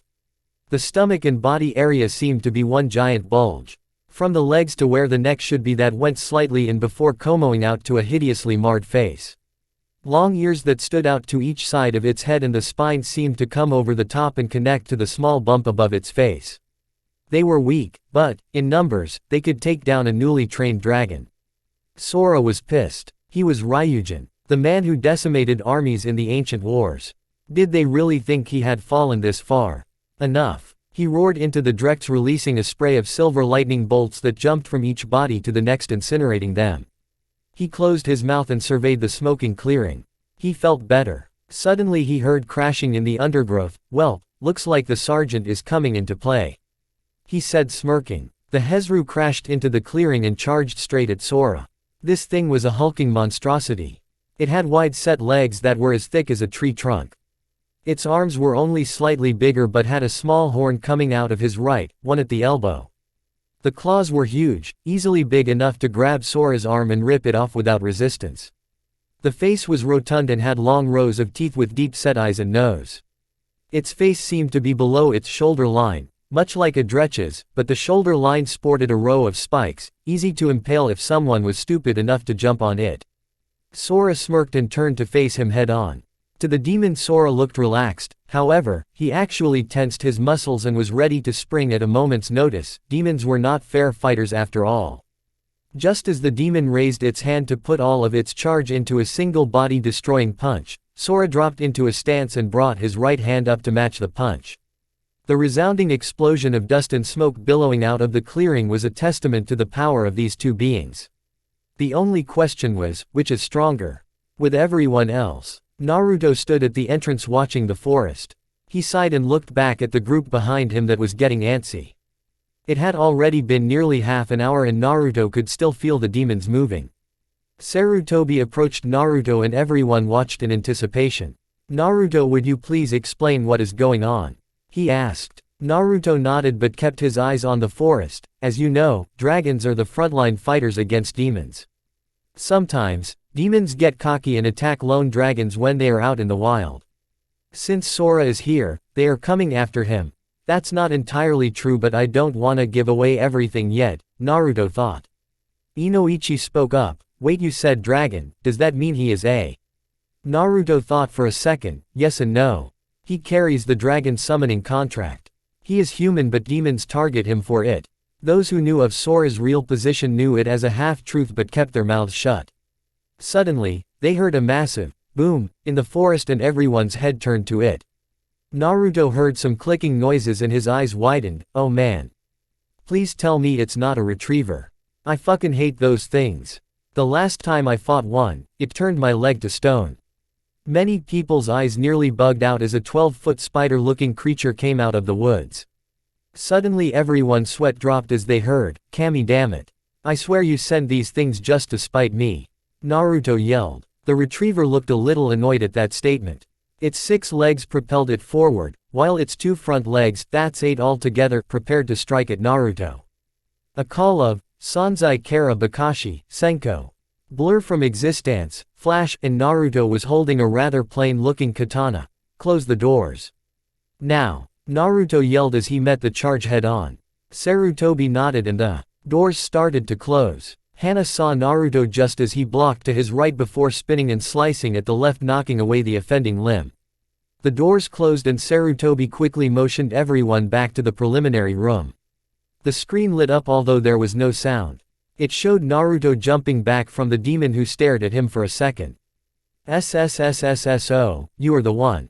The next SSSST Dragon Warrior," it said. Naruto smirked. "Maybe I am, maybe I ain't, why don't you come and find out?" he said, turning with his left side facing the demon and his right holding his blade back and down. The demon seemed to scowl. "You are too cocky for your own good, brat." It charged him. The right claw-like leg came down and Naruto ducked under it. He quickly spun and brought his blade up to knock away the left. This dance seemed to continue for quite a while, however it was only about 5 minutes. Naruto couldn't produce enough dragon chakra to cut through the retriever's armor. The demon, unfortunately, knew this and simply attacked without worrying about defense. The dance quickly turned deadly once again as Naruto thought to himself, not enough dragon chakra even with it reacting to this demon. I'm lucky he hasn't used his eyes, he seems to be underestimating and playing with me, he thought bitterly. Wait a minute, Sora said he developed Byakurai specifically to beat enemies with harder than normal armor. It's a piercing technique that he downgraded to a capture technique. Naruto smirked ferally as he jumped over the right leg once again and kicked off of the thing's chest. Kage Bunshin no Jutsu. Shadow clone technique, he yelled, stabbing his sword into the ground. 50 Narutos came into being with puffs of smoke. Let's see if you can take this, they yelled. With Sora up in the tree branches, a huge red beast stood 12 feet tall. Its large leathery wings spread slightly to help it balance. It was muscled with a flaming sword in its right hand and a flaming whip in the other. It had a mane of hair behind its head and a mouth that looked like it could rip the throat out of a bear. Two long horns sported from the side of its head. This thing was a Balur. He, the great Belnazar, had been sent to destroy the young dragon's soul. All before him had failed, however none were of his caliber. Yet, here he was staring at what could possibly be the worst nightmare a demon had ever seen. The Ryujin was fighting his forces. Belnazar had seen this man's power when he fought in the wars. Yet, when all the people from his age had died, the man had lost much of his power. While lower demons still needed to fear him, the Balur had no reason to. After all, he was nothing but a washed-up warrior. As the dust settled, the Hezru was surprised. No human could physically withstand the charge. Sora stood beneath the giant fist with his own clearly matching it. Is that the best you got? Man, they must have really let the standards drop if that's what counts as a charge these days. Sora said uninterested. This Hezru had been born after the wars and had no idea who this human was. Too bad, for him that is. The Hezru, pissed beyond belief that this mere human talked down to him, quickly added more pressure to his head before pushing off and turning in place. He planned to catch the human in a vicious backhand that would send him flying. Unfortunately, all he heard was, "Too slow," from the human before his vision turned red and he collapsed, into two clean-cut pieces. Belnazar was disappointed. How had that Hezru ever made it to under his command was beyond him. He should have been able to at least harm the human. Sora shouldn't have been able to defeat the Hezru so easily. He pushed that out of his mind. He focused on Sora just as he disappeared from view. His eyes widened and he quickly turned around to block the double-bladed strike from Sora. "Hello there, Balnazar. Still hiding and letting your underlings weaken your prey, I see." Balnazar scowled. "Ryujin, I thought you had died. After all, you are just human," he said, spitting out the word human. Sora smiled. "See, that's why you demons always lose. You always assume humans are automatically weaker than demons." Balnazar pushed Sora back. Sora simply backflipped and nearly caught Balnazar under the chin. "Humans are inferior. You are nothing more than evolved primates." Sora chuckled and set into a stance, his right blade held parallel to the ground at his chest while his left was near his knee. His knees were bent slightly and his whole body screamed power. "Let's find out, shall we?" Balnazar charged in fury at his insinuation and swung his blade down as his whip cracked out to the side. They clashed as fire and lightning danced in the air. With Naruto, the retriever was a little perplexed as to Naruto's plan. Why create so many copies when Naruto could not harm him? He pushed that out of his mind and instead focused on the clones. Naruto smirked seeing his 8 hidden clones getting into position. Good. Now it was all set. He smiled as he set himself into his imperfect technique. He had been trying to do this for the past month since he learned of his blade. Every dragon has its own soul blade. His focused on speed, which is the staple of this technique. His left side faced the retriever while his blade was held behind him slanted at a 60-degree angle to the ground. His front leg was bent slightly and he stood up straight staring right at him. If you have ever played Fire Emblem, Sacred Stones, you know what Ima do. I love this attack BTW. Check this link if you wanna see an image.com watch. V equals WNHZHNJXWO and feature equals related. Naruto smiled at the retriever who looked at him puzzled. I haven't quite mastered this yet, but it'll do for you. Ryu no Senko. Dragons flashed. Naruto spun in his spot turning around but keeping his front foot planted. He bent his front leg more and his back slightly while crossing his arms holding his katana at a 30-degree angle up in front of him. Check above link for better view. He disappeared and 3 semi-transparent visions of him appeared behind where he was. Suddenly, 4 of those visions appeared on the retriever. The retriever smirked because he could feel the blade hit his armor and barely scratch it. That turned to shock as he heard 8 shouts of, "Byakurai." White lightning. 2 shots apiece hit the scratches and destroyed the armor there. Unfortunately for the demon, those 4 spots happened to be critical organs that were roasted. It fell over dead as Naruto flipped down from above breathing heavily. Damn, pant, that still takes far too much out of me. Pant, Naruto said. He watched as the demon was swallowed by darkness and made his way to the tower door where he was promptly glomped and forced into a quick tongue war by Hana before he pulled back so the others wouldn't see them. Before anyone could say something they heard a shout of, "Soruaha!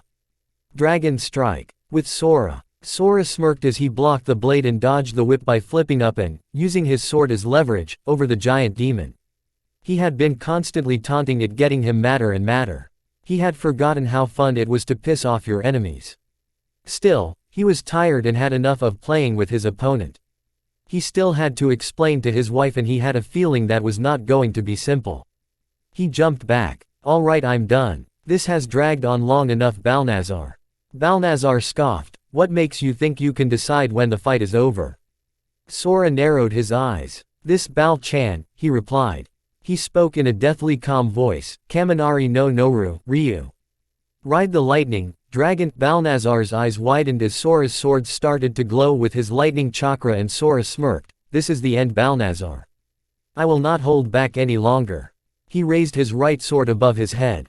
Soruaha. Dragon Strike. A silver dragon of pure chakra formed around Sora. "Go look at the picture of Sesshomaru with his dragon strike, same thing except silver." He brought his sword down and the chakra roared as it enveloped the now screaming Balur, who exploded, destroying a good portion of the branch they were on. The strike continued on, obliterating most of the canopy in a 2-mile stretch beyond the demon. Sora sighed. "I hate having to kill a demon like that. I prefer to fight them face to face.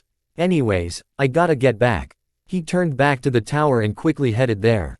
As everyone stared at the dragon made of chakra, Naruto whistled in appreciation. "Damn, wish I could do that." Most people chuckled nervously while thinking, if he's being trained to use that, we have no way to beat him. After about 3 minutes, where most people chatted wondering if the fight was over, Sora landed in the clearing in front of the tower. He sighed and waved at Naruto and his now pissed off wife. "Crap. Now I'm in the shit house and we haven't even done it yet." He groaned. Anko stormed right up to the nervously smiling Sora and proceeded to hit him on the back of the head. "Baka. You better tell me what's going on before I decide to go snake on your ass." Sora nodded furiously as she started to detail what going snake entailed. Normally, Sarutobi would have left him alone, but he needed information. He cleared his throat and Anko turned around, then looked slightly sheepish. "Is it safe now, Sora?" Sora smiled at the intervention and replied, "Yeah, it's safe, worm. Just avoid my battle sight. It ain't pretty and some of the more squeamish genin will probably lose their lunch." Sarutobi nodded and everyone started to jump through the trees or shunshin away. With Naruto. Hana caught up to Naruto and quickly shunshined to his apartment. He was a little taken aback and looked at her curiously. That is until she slammed her lips into his and proceeded to make out with him on his couch. A few minutes later and the need for air broke them apart. "Not that I'm complaining, but what was that for?" Naruto asked. Hana giggled cutely as she felt Shiroi snuggle against her leg. "You're leaving for 4 years, while it'll only be a month for me. I want you to remember me." Naruto's face fell slightly. "You think I could forget about you?" he asked, a little sad. Hana shook her head and rocked her hips, eliciting a surprised look from Naruto. "Not really. I just wanna make sure you don't forget why you're coming back to ME." she said, her feral side showing slightly. Naruto gulped but decided to play a little game. "And just why am I coming back to you, Hana-chan?" he asked, smirking slightly. She caught on, and was quite happy to play with her catch. She smirked sexily and leaned over to his ear, breathing hotly on his neck. "Because you owe me a date, Naruto-kun," she replied sexily. Her feral side was honestly quite happy with the way he was teasing her. Besides those few nights where she dreamt what he'd look like when he returned, always got her ready for a little makeout session. Naruto smiled and licked the side of her neck. "Sounds like a perfect reason to come back, Tenshi-chan," he replied. She shivered slightly at the lick and proceeded to make out with him once more before smirking and saying, "Good, now come on. We are all eating at my place tonight. Mom said to bring you, win or lose, well, win or domination in your case." She chuckled. As did Naruto before she picked up Shiroi and, after a quick shower for Naruto, the two lovebirds walked to the Inuzuka compound. With Anko and Sora. It was close to dinner time, so Anko went to get some dango while Sora took a shower. Sora sighed as he stepped out. It had been a long time since he had actually commanded dragons into battle. But it seemed, with this recent increase in activity, that both his brother and wife would soon be taking positions in that army. He knew Anko would take to commanding a small elite force well. She was, after all, an interrogation and assassination specialist. Naruto, however, would probably be best suited for a strike or recon group. His high reserves and insane speed would do well for the quick strikes, while his above Anbu stealth, from years of pranking, would aid greatly in recon. Now all he had to do was explain. Anko walked in and set down the dango. She quickly served herself 3 of the 50 skewers and leaned back before settling Sora with a deadly glare. "Alright Ryu-kun, what the fuck is going on?" Sora simply looked at her and said, "You remember when the Hokage and I told you of me being Ryujin?" She nodded. "I also told you that I am the general of the dragons. They obey my orders on the battlefield without question. All dragons treat each other as family, however there is a slight hierarchy. Since you are now my mate, you are technically the second in command of the dragon armies." Anko's jaw dropped. I'm what?" she yelled, almost spitting out her dango. Sora sighed. "You heard me. Now, your talents are not suited for battlefields. You're a wonderful infiltrator, so I was thinking of giving you direct command of the Shadow Corps." Anko was still reeling, but she seemed intrigued. "What's this, Shadow Corps, you're talking about?" Sora smiled, seeing she took the bait. "Well, they are the assassins of the dragons. Not all demons hide in plain sight. The ones that don't specialize in hiding within humans or the dredges of society. Shadow Corps are the dragons who are masters of the silent demon killing techniques. They can kill a demon without affecting a human's soul. Although the stronger the demon, the harder it is to do," he said. Anko smirked and had a gleeful glint in her eye. "You mean you're going to give me the assassination and interrogation squad of the dragons?" she asked hopefully. Sora nodded. "If that is what you wish, then yes. It is actually larger than your Anbu, plus most of those dragons are eccentric. I'm sure you'll get along just fine." Sora seemed stunned for a second before he realized what happened. One moment, he was staring at Anko, the next, well, they were in the bedroom. Anko was straddling Sora's waist, gently rolling her hips. "That sounds like a wedding present to me." She leaned in and nibbled on his ear before whispering, "How can I repay you?" Sora smirked and replied, "I'm sure you'll find a way, hubby Heim." Anko simply giggled before engaging in a tongue war. Tonight was gonna be a long night. Next morning, 7 a.m. East Gates. Naruto was waiting for Sora to show up. He knew Sora would be with Anko and they had preset the East Gates as a departure point. Suddenly his vision was blocked by 2 hands and a body was pressed against his back. He smiled, already knowing who it was but deciding to play along. Kind stranger. I cannot see because of your hands," he said. He heard giggling and a heavenly voice called out, "Guess who?" She said childishly, I wanna say Hana Inuzuka, but she's supposed to be asleep after that wonderful dinner we all shared last night," he said. Hana pressed herself closer and said, maybe she wanted to see her boyfriend off, so she woke up early. Naruto chuckled, the hands still over his eyes. "Okay then. Hana Inuzuka," he said loudly before proceeding to whisper loud enough for her to hear, "Please be Hana. Please be Hana." She chuckled and removed her hands before twirling around in front of him. "Correct," she said, smiling. "Now what would be a good reward for winning?" She continued, putting her finger to her chin while mock thinking. Naruto simply smiled and said, "This." He quickly pushed her against the nearby wall and engaged in a rather heated makeout session. Until he heard someone clear their throats. He looked over to see the Sandaime, Tsume, Sora, Anko and Kakashi. Surprisingly, Sora, Anko, and Tsume were smirking. Kakashi was giggling pervertedly while giving the thumbs up to Naruto, and the Sandaime looked quite amused. The both blushed before backing into the street. Sora spoke up, "Okay, now that you're done sticking your tongue down her throat," that earned him a dodge from Naruto and a whack to the head from Anko. "We will be going. Remember, it'll be 4 years, so say your goodbyes well. Anko is coming with us because I have to introduce her and eventually get in touch with Manda so she can work with both snakes and dragons." That earned weird looks because only one summoning was possible. He sighed, "Don't ask, it's complicated." They nodded. Naruto smiled and kissed Hana chastely. He turned to the Sandaime, "Well Gigi, keep those counselors in line. I'll see you for the exams," he said, smiling. Sarutobi simply smiled and handed him the pay for his 2 side missions in the exams. He turned to Tsume, "Make Kiba see, underneath, K Tsume-san." Tsume simply snorted and hugged him. "Call me Ka-san, you little hatchling. Kami knows the way you're going, I'm gonna have to set up a nursery." Naruto promptly turned blood red and Hana screamed out, "Mom!" Once again. Naruto turned to Kakashi who cut him off, "You were right Naruto. I haven't been a very fair nor good sensei. I was pressured by the council, but that's no excuse. I already called in a favor with Kurenai to get Sakura some genjutsu training. If that doesn't work, some medic training would probably work out better." He pulled out 2 scrolls, "These are my only original techniques. I want you to have them. Chidori is the original, it is flawed in a one-way attack while the Reikiri allows you to swing the arm instead of a straightforward attack." Naruto looked at the scrolls and back at Kakashi, "Why would you give me these?" Kakashi looked a little pained, "Naruto, I failed you miserably. Those lightning techniques you used were very strong. I am sure you can use these jutsu to their full potential. Plus, I wanted to teach you something even if you have a far better teacher than me." Naruto smiled softly and took the scrolls, "Maybe. I've gotta get going." Later Kakashi-san. Sora simply watched the exchange and smiled at Kakashi's peace offering. When Naruto reached him and Anko, they all waved goodbye before disappearing in a silver lightning bolt.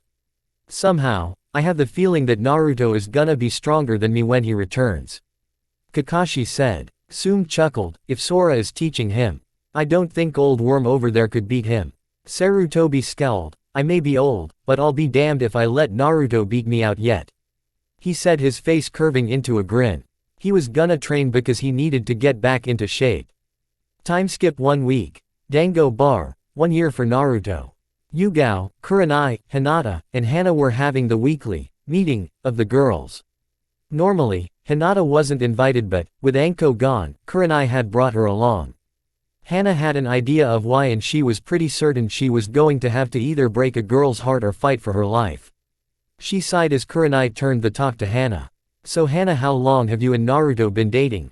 she asked. Hana noticed the tense form of Hinata but decided to answer seeing as Yugao was to her right and Kurenai to her left.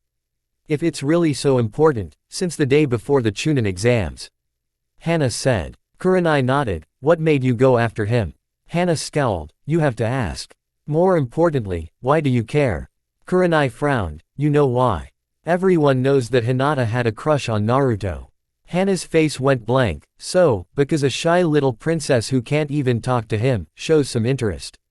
No one is supposed to chase him." Kurenai's face split into a scowl, "I told you she held feelings for him." Hana had enough. "Naruto chose me. I don't have to explain myself to you. If Hinata was too timid or shy, then that's her problem not mine." Hinata whispered, "Why?" Hana looked at her with sad eyes, "Why did he pick me?" Hinata's eyes were shining with held in tears but she nodded. Hana sighed and said, "To be honest, I'm not sure. He calls me Tenchi because I paid attention to him openly even against the council's orders. All I know is he is too good for me." Hinata's eyes dried a bit and she leveled a glare at Hana, "Do you love him?" Hana was a bit shocked at Hinata's question but glared back, "I definitely like him enough for it to turn into love. But, I want to have some more time with him before I am sure. He always pays attention to what I say and never looks at me just for my body. Not once have I seen him look at another woman while I'm with him. He's loyal to his friends and will never abandon them. He's an alpha in every sense of the word and I refuse to give up the opportunity to get close to him." Kurenai and Yugao simply watched as the two glared trying to prove that Naruto made the right-wrong choice. Right for Hana and wrong for Hinata. Hinata finally spoke, "You hurt him and I'll destroy your ovaries. I may be timid but I refuse to be weak for him." She spoke with conviction. Hana nodded, "Fine with me. He's the only man to ever get this close to me before and I'd hate to see him hurt. He's just too kind for his own good." Hinata glared for a second before she smiled slightly, "So you're the one he met every day for lunch for the past 2 months?" Hana seemed a bit surprised, "Yes, it was me." "How did you know?" Hinata started to smile for real. He always smiled when he went up to the monument and was practically glowing when he came back. "You forget my favorite sport is Naruto-kun watching." Hana chuckled, "Just don't go spying on us when he comes back. If my mom has anything to say about it, she might lock us in a room until she has grandpups." The other girls were staring at her like she grew a second head. "What? I'm not lying." They simply started to laugh before Hana joined them. Maybe they could get along after all. Time skip. 2 weeks to exams. 2 years for Naruto. A bright light shined in the middle of a giant battlefield. All around the fighting came to a stop as 3 figures were seen emerging from the light. However, 2 people were staring and crying at the sight. One Minato Namikaze and Kushina Uzumaki stared as their son, now 15, emerged and looked around. So this is the great battlefield of heroes. There doesn't seem to be anyone who could fight you, Aniki. Naruto already knows of his parents and has received their scrolls with Jutsu, Rasengan and Hiraishin. Sora chuckled, maybe not, but I think you have some admirers. He said, pointing at Naruto's parents. Minato stepped forward. Ryujin-sama, is that Naruto? Naruto's face suddenly contorted into rage. You don't even recognize me. He shot forward at speeds only the greatest of warriors could match and decked his father. As Minato stood back up, he found himself on the receiving end of a Ryu-Rendant Dragon's barrage, although it was not lethal. That was for sealing Kyuubi into me and making my life hell. Minato had tears streaming down his face. His face turned to shock as Naruto hugged him. And this is for caring enough to ask that I be seen as a hero. Minato smiled and hugged his son back. Anko and Sora smiled brightly. Anko grabbed onto Sora's arm. When are you gonna embrace a child like that? Sora started to sweat, but Anko chuckled and continued, I expect you to do so after this whole mess with Naruto is over, understood? Sora nodded furiously, actually happy at the thought of having a child with his wife of now 2 years. Naruto backed from his father and looked at Kushina. He had some tears on his face. Well, you gonna stand there, mom? Or do I get a hug? Kushina promptly rushed him in a red blur before kissing him on the cheek and hugging him to death. Suddenly, Minato stared at Naruto, his face falling. You're here, but that means you're dead. Oh my. Kami. Please don't tell me you're. Sora whacked him upside the head. Nah, he ain't dead, Yondaime. But I don't think we have time for full explanations. Everyone looked at him funnily until they saw the legions of fighters looking eager to rip them to shreds. After all, Minato and Kushina were feared in their own right. How powerful was their son being trained by Ryujin himself? Naruto disengaged himself from his mom and drew his katana, speaking its release phrase, see earlier reference. Mom, Dad, Aniki, Oni-san. What do you say to an all-out brawl? Us versus them. Minato laughed heartily. Now that's what I call a challenge. You definitely take after me, boy. Sora and Anko took up positions behind Naruto while Minato faced the right. Kushina laughed. Let's hope not. I wanna see some grandkids before he dies, she said, taking the left side facing the enemies. Naruto chuckled. No worries there, mom. I already got Hana Tenchi waiting for me when I go back. Kushina smiled. Minato laughed again. Well, little Hana. Look out, Naruto, those Inuzuka are fierce in bed. With a smack from Kushina for the comment, the group moved as one to enter the fight that happened every day and spanned an entire plane. Too bad for the fighters. These people would not lose today. Konoha. Week 3, 3 years for Naruto. In the biggest casino, we see the Sandaime and Jiraiya playing in the poker tournament. Why were they playing? Well, it's simple. Tsunade Senju was playing and losing badly. They promised that if she won the next hand, they would wipe her debts out. If she lost, however, she would have to stay in Konoha. Tsunade sighed as she saw she had a horrible hand. A king of hearts, a jack of spades, an ace of diamonds, and the 2 of hearts and spades. She sighed once again and folded. Fine, I'll stay, but what do you want? Sarutobi smiled. Simple, for you to train some medic nin. I am changing the current curriculum in the academy. Not to mention, I am finally cutting out the civilian council for this decision. Please help me. Tsunade smirked. Fine, sensei. But don't expect me to stick around forever. She had always wanted to start a medic nin program, and with overcoming her hemophobia, but still acting like it bothered her, she could finally do so.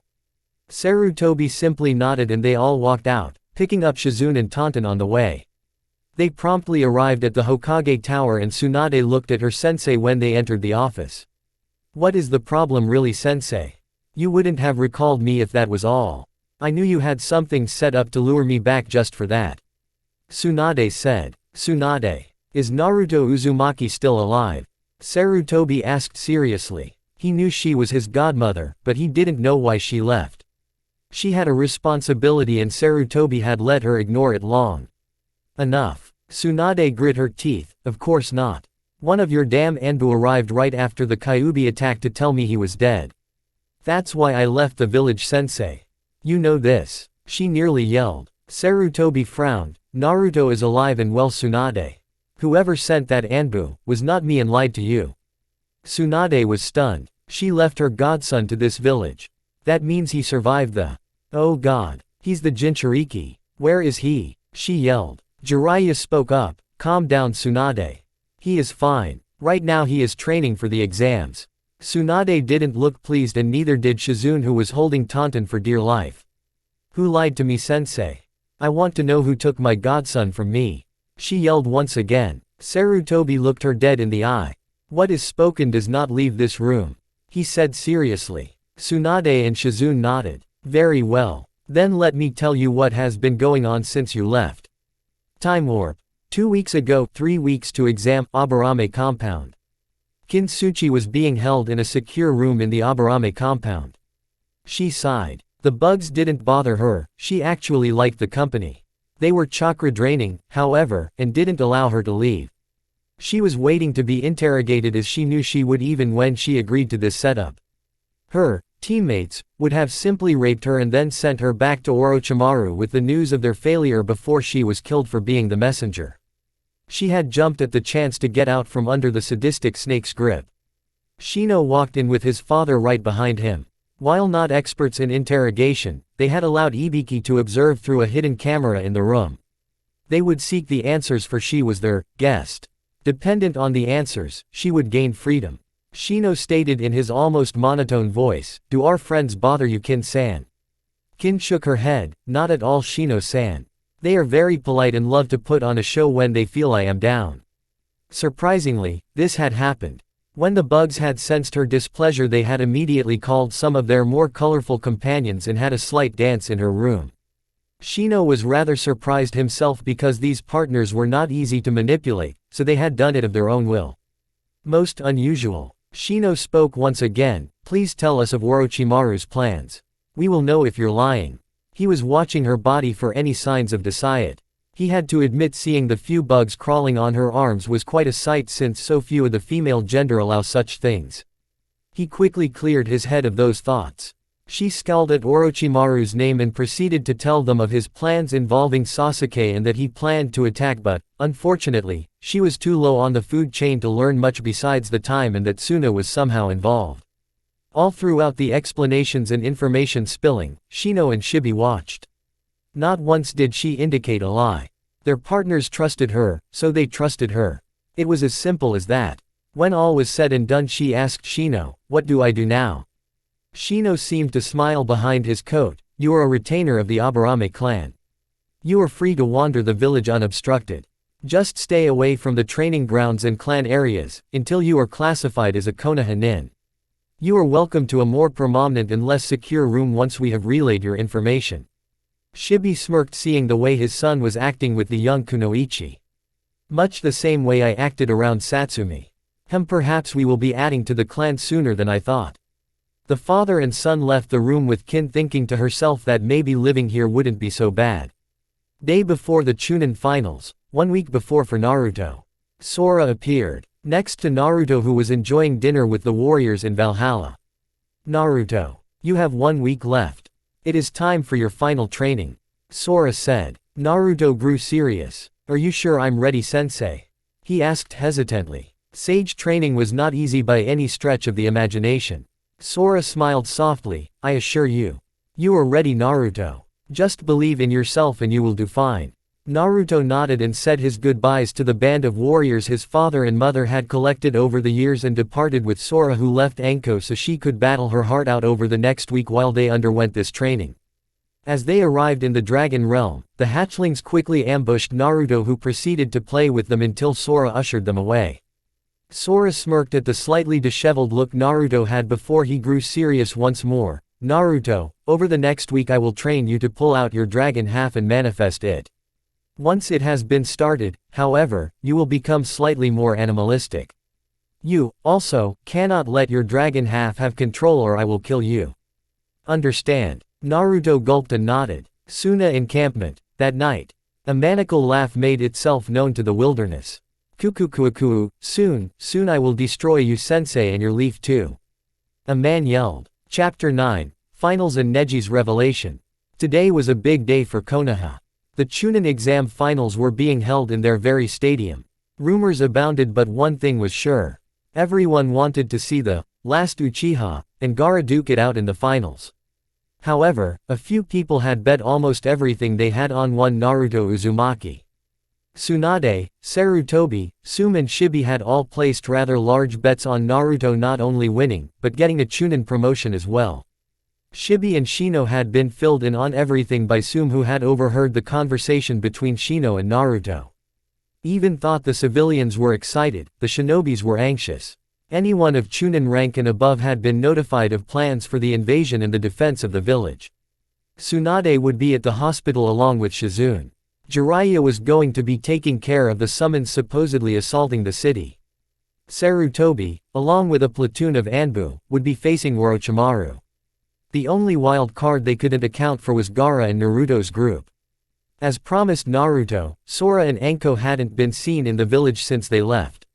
This had actually left Hana in a bit of a funk. She had enjoyed spending lunch with Naruto every day. People were making their way to the arena. The exams were set to start in approximately 1 hour. However, something was off in the arena. The Hokage box, which should have only 2 chairs, had 3. Sarutobi didn't know why they added the third, simply that it was a request from the daimyos themselves. Apparently there was an important person, who had the support of all the daimyos, coming to attend today. They had also set up small screens in the stands with feeds from the cage box and a feed going 2 ways from the box to the daimyos' seats as well. Basically the stands can hear the cages and daimyos talking, while the 2 previously mentioned can talk to each other. East Gate, 35 minutes later. A bright light appeared and 3 figures stepped through. "Ah, it's good to be home," the golden-haired one said. A smack was heard through the small road. "Baka. We need to get ready for the exams. I'm sure Orochipido is here too and we need to kill him for our promise." The silver-haired one replied. The golden-haired one smiled sheepishly. "Geez Aniki. I'm ready, let's just get going already. I wanna see Tenshi-chan." A purple-haired woman rolled her eyes. "Oh really Gaki? If I didn't know any better, I'd say you wanna pop the question." She said. Suddenly the gold-haired man started to sweat. "No idea what you're talking about, Oni-chan. Anyways, I'm out of Harasayaba," he said, suddenly disappearing in a golden flash. 2 chuckles were heard as the man pulled the woman closer. "Quit teasing him and he might actually propose," he said. The woman just grinned. "He'll do it anyway. You heard his mom. She refused to let him leave until he promised her." The man simply shook his head and they both took off down the street. After all, you couldn't be late when you were an important part of the exams. Stadium. 5 minutes prior to start. Almost everyone had arrived. The cage had just sat down in his chair when a man walked up the stairs. He was dressed in a breastplate which had an oriental silver dragon coiling around with the jaws right over the left side of his chest. His leggings were some chainmail that went very loose around his lower legs, and his arms were simply open for some reason. He wore a silver cloak and had an ornamental helmet. The helmet is seriously only there for show, so just imagine something dragon-based and go with it. All in all, this man looked ready for war. The cage narrowed his eyes, thinking maybe his plans were ruined. Sarutobi, on the other hand, was surprised at who was wearing that getup. "Sora-kun, is that you?" Sora simply smiled under his helmet. "Yo worm. Good to see you again. Ah yes, before I forget." He reached into his armor and pulled out a talisman with the symbols for lightning, fire, water, wind, and earth. That talisman signified that he had the support of all 5 major countries. Less than 4 people in the history of the worlds had gained that talisman. This man had to be some great warrior or politician for all the daimyos to back him. Although only Sarutobi knew which it was. "So you are the one they asked the extra seat for?" Sarutobi said, surprised. Sora chuckled. "Quite right. I can't wait to see the matches." The cage chimed in. "Yes, the Uchiha and Gaara will make for quite the matchup. Not to mention I will start my plan during their match. Kukukuku." Sora shook his head as he took his seat to the right of Sarutobi, while the cage was on the left. "Your son, Gaara, is indeed strong, but why do you focus only on those 2? The Cage seemed to frown behind his cowl. You know that little piece of cloth over his mouth. My son is strong and the Uchihas have always been powerful with their dojutsu. The other shinobi here are nothing special, he said. Sora nearly grinned. Gotcha you bastard. The Cage has never called Gaara his son. Good thing I had my informants ask around Suna. Tamari seems skilled, as does Shino, and that Naruto kid seems to have progressed quite well recently. Inwardly Sarutobi was laughing. He had caught on to Orochimaru the second he stepped into the box. Still, Orochimaru never could see hidden potential, only the ones who shined up front could get his attention. Indeed, I am anxious to see Naruto-kun fight. However, we must get ready, the fights will begin soon. Stands. Same time, Anko had arrived and started looking for her friends. She spotted all the rookies sitting together along with their senseis and Hana. Anko could tell Naruto hadn't been able to see Hana yet because she looked nervous and downtrodden. Oh well, I'll just have to show off my new gear, she thought, giggling to herself. Oi, Nai-chan, Anko yelled as she beelined for the group. The rookies and senseis all turned to Anko, only for the men's jaws to drop and the women's to widen in shock. Gone was the mesh shirt and trench coat. Gone was the miniskirt and shin guards. Instead she appeared to be wearing a skin-tight chain armor. Her entire body was covered, but there were a few spots that had extra amounts of the armor. A piece extended past her elbows and fell to a tip, although it just hung there.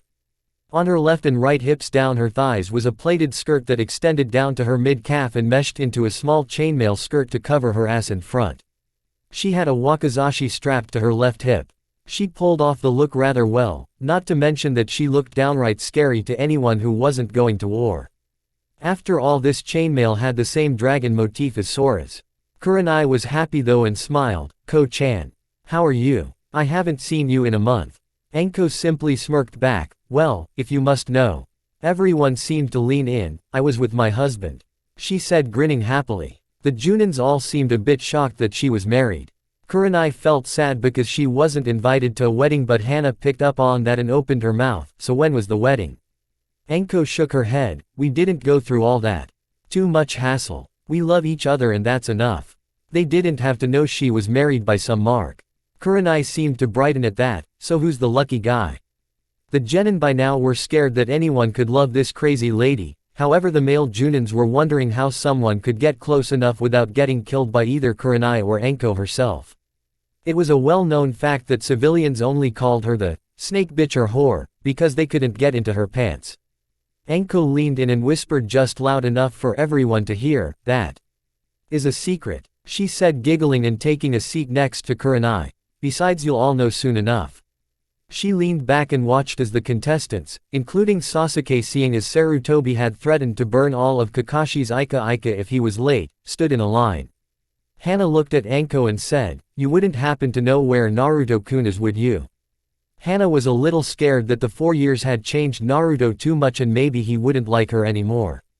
Shiroi perked her head up as she heard about her comrade and partner. She had been taken care of by Hana, but she missed Naruto almost as much as Hana had. Anko chuckled. If I know that dope, he'll make some scene to come in and impress you. I swear, he wouldn't shut up about you the whole time. Hana blushed at that but was happy he was so dedicated. Hinata looked a bit down, but a nudge from Akamaru seemed to brighten her up. Look, it's starting, she said as clouds started to gather in the sky. Stadium. Cage box. The day had started with some cloudy skies, but as the Hokage started his speech, the clouds seemed to move closer together. Today we are here to watch these young shinobi battle for their right to be promoted to the rank of Chunin. He started. Once the cheering had died down, now, Chunins are expected to lead their compatriots into battle. They must be strong of both mind and body. I urge all of you to watch and cheer for those who put their all on the line and wish to show you a good match. Now let us begin. Sarutobi sat down, an inspiring speech. Worm, however, you know they will not cheer for one. Sora said. Sarutobi could only look down at that. Speaking of one, where is young Uzumaki? Don't tell me he's chickening out. The Cage stated. Sora simply smirked and looked at he clouds. Word of advice, Cage-sama. Never count Naruto Uzumaki out. It just might be your downfall. Orochimaru scowled under his cowl. The dead last hurt me. How absurd. Stadium. Ground floor. Genma told the applicants to stand straight and look presentable, then he held out a list with the matchups. Take a look at this. Dosu has dropped out, so the extra round has been cancelled. The rest of the matches stay the same. Now would Naruto Uzumaki and Neji Hyuga please remain here, and the rest of you take your places in the competitor's box. Everyone complied with him, and soon only Neji and Genma stood on the battlefield. HMPH. I see Uzumaki has decided to accept fate and surrender the match to me. Neji said haughtily. Little did he know how wrong he was. The clouds gathered and people heard lightning cracking above.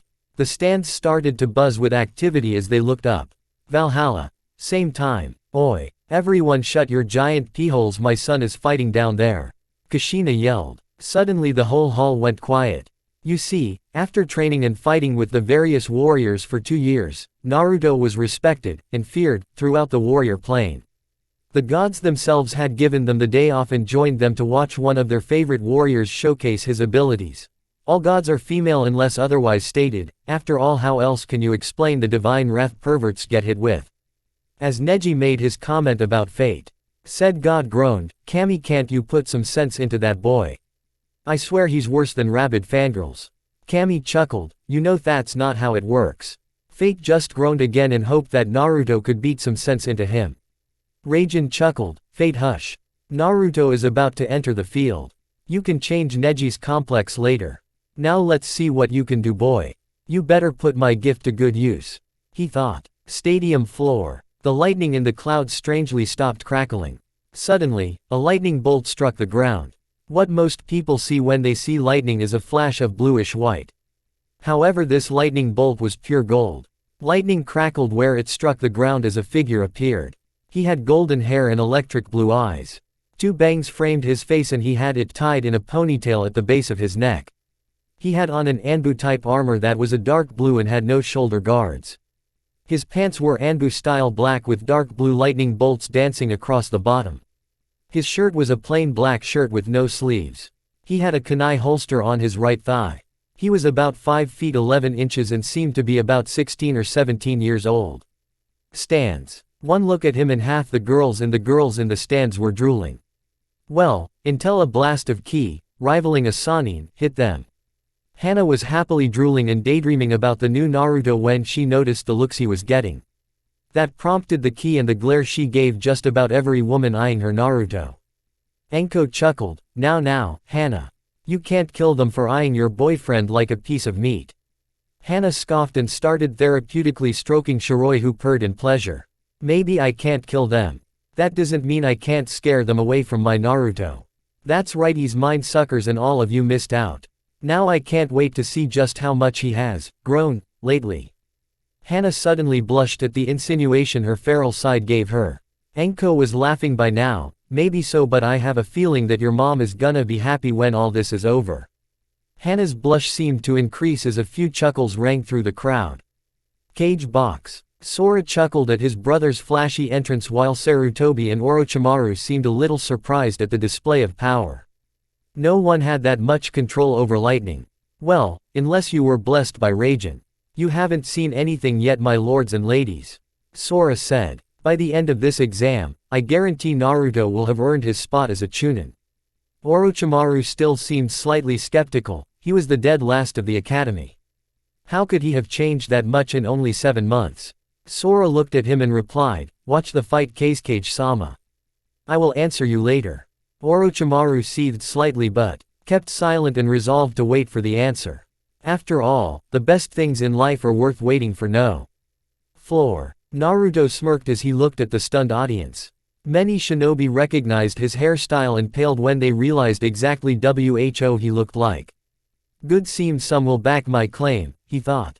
He waved fondly at the senseis and air-kissed Hana, who smiled broadly back.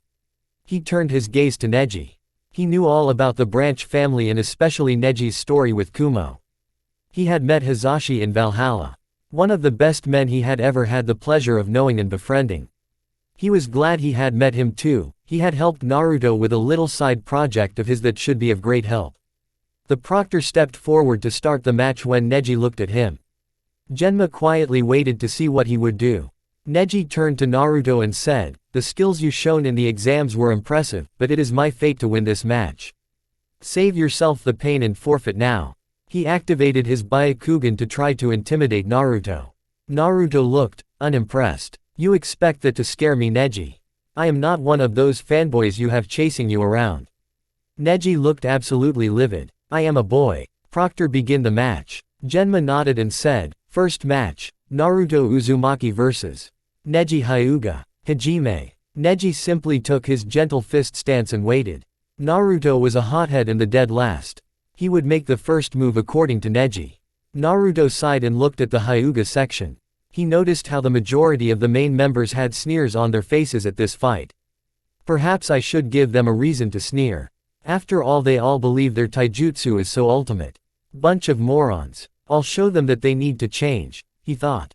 So he put his plan into action. I hope you're not going to rely on your gentle fist style, Neji. That won't work against me, Naruto said loudly, making sure the Hyuga heard. Neji bristled. The gentle fist is the best taijutsu there is. I don't need anything else. Naruto dropped into his kitsune stance and stared at him. In taijutsu, you may be right. Naruto shot forward at Junin level speeds. Even Neji was surprised at that.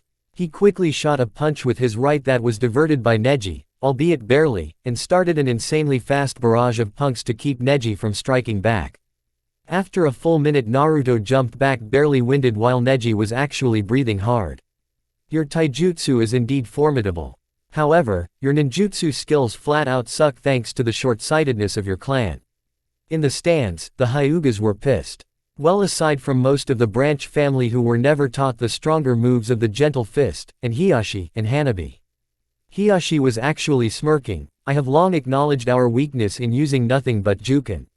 After all, I myself was beaten many times by stronger opponents because I used only taijutsu.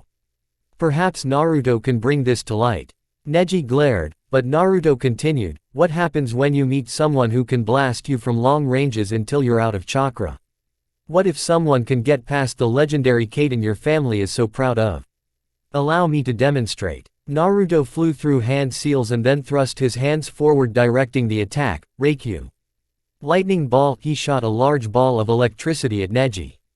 Neji quickly began to turn, shocking and angering many of the main branch members, Kaden. Heavenly rotation. The lightning quickly dispersed and Neji stopped his spinning. As Neji stopped, however, many were stunned. Behind him, with a kunai to his throat, was Naruto. Your Kaden has a serious flaw. When you slow down, you become vulnerable to attacks. The Hyugas were not happy with this. How had that boy gotten his hands on a description of the Kaden? How could he counter it so flawlessly? Neji turned his head slightly and glared. Just as the proctor stepped forward, however, Naruto jumped back as Neji attempted to juken him in the stomach. Naruto sighed, I do not wish to fight you, Neji. I know about the seal on your forehead and I want to help you get rid of it. Neji froze for a minute, then he smirked, you're within the field of my divination. Naruto mentally cursed but copied the stance that Neji got into, shocking the Hyugas once again. Hake Rokujian Sho. 8 trigrams. 64 palms, he yelled, dashing forward to strike Naruto. Tenehira ni Hanshuru. Counter to palms, Naruto yelled, meeting every attack with the same attack of his own and adding chakra to overpower Neji's. When the attacks stopped, many were shocked once again by Naruto. He stood with his palm extended to Neji's pointed fingers, obviously blocking his strikes. The main branch Hyuga were furious. First the Kaden, now one of the best attacks ever invented, and it was blocked by a mere Gennin. This was absurd. The clan elders were already plotting to get Naruto arrested for stealing clan secrets. Stands. Kakashi smiled and thought, I may not have been much a sensei to you, Naruto. However, I am proud to see you standing strong. I have to remember to thank you for my wake-up call and Sora for training you so well. Enko whistled, obviously impressed. She hadn't known he had developed a technique like that. Asuma and Kurenai were equally impressed, as were the Genins, especially Tenten and Lee. Yash, Naruto's flames of youth burned brightly, Guy-sensei. Lee said. Indeed, my youthful companion, we must applaud his youthfullness. Guy said. They were ready to hug, but one glare from Naruto stopped that in its tracks. Hana, on the other hand. Go Naruto. Kick that Hyuga's ass. Show him who's boss. Well, her feral side was loving the power he was showing and, with severe Naruto withdrawal, had come out. Shiroi was yipping alongside Hana, cheering her master in her own way. Cage box. Orochimaru and Sarutobi were stunned. Naruto had just stopped both the Kaden and the Hake Rokujin show in one match. Sarutobi knew that the Hyugas would be pissed about it and Orochimaru was livid that he had missed such a potential body. Sarutobi turned to a grinning Sora. How did he develop that technique? Sora smiled. When we went out of town, we met some Hyuga who offered to help Naruto learn how to fight against a Juken user. He developed the technique so he could fight against Neji. So if the clan wants to complain about clan secrets, we did not steal them. He said, glaring at Sarutobi, making sure he understood. Once he got a nod. Kazekage-sama, you asked what could change him. I counter that with this question. What could you do with 4 years of training under the best warriors to have ever walked this or any land? He said. Orochimaru, and most of the stands, were curious what that meant. Naruto was only 13, right? Floor. Naruto stared at Neji as they stood across from one another. You know nothing of this seal Uzumaki. Neji said. It is the dirty little secret of Hyuga clan and the bane of the branch house. Insert sob story with Neji's father here, so you see Uzumaki. Fate determines everything and fate has determined that I will win this battle. Neji said confidently. The stadium was quiet. That was a hard story to take in. Are you done crying and hiding now, Neji? Naruto asked, his eyes cold and uncaring. Because you're not the only one with a seal placed on him at birth.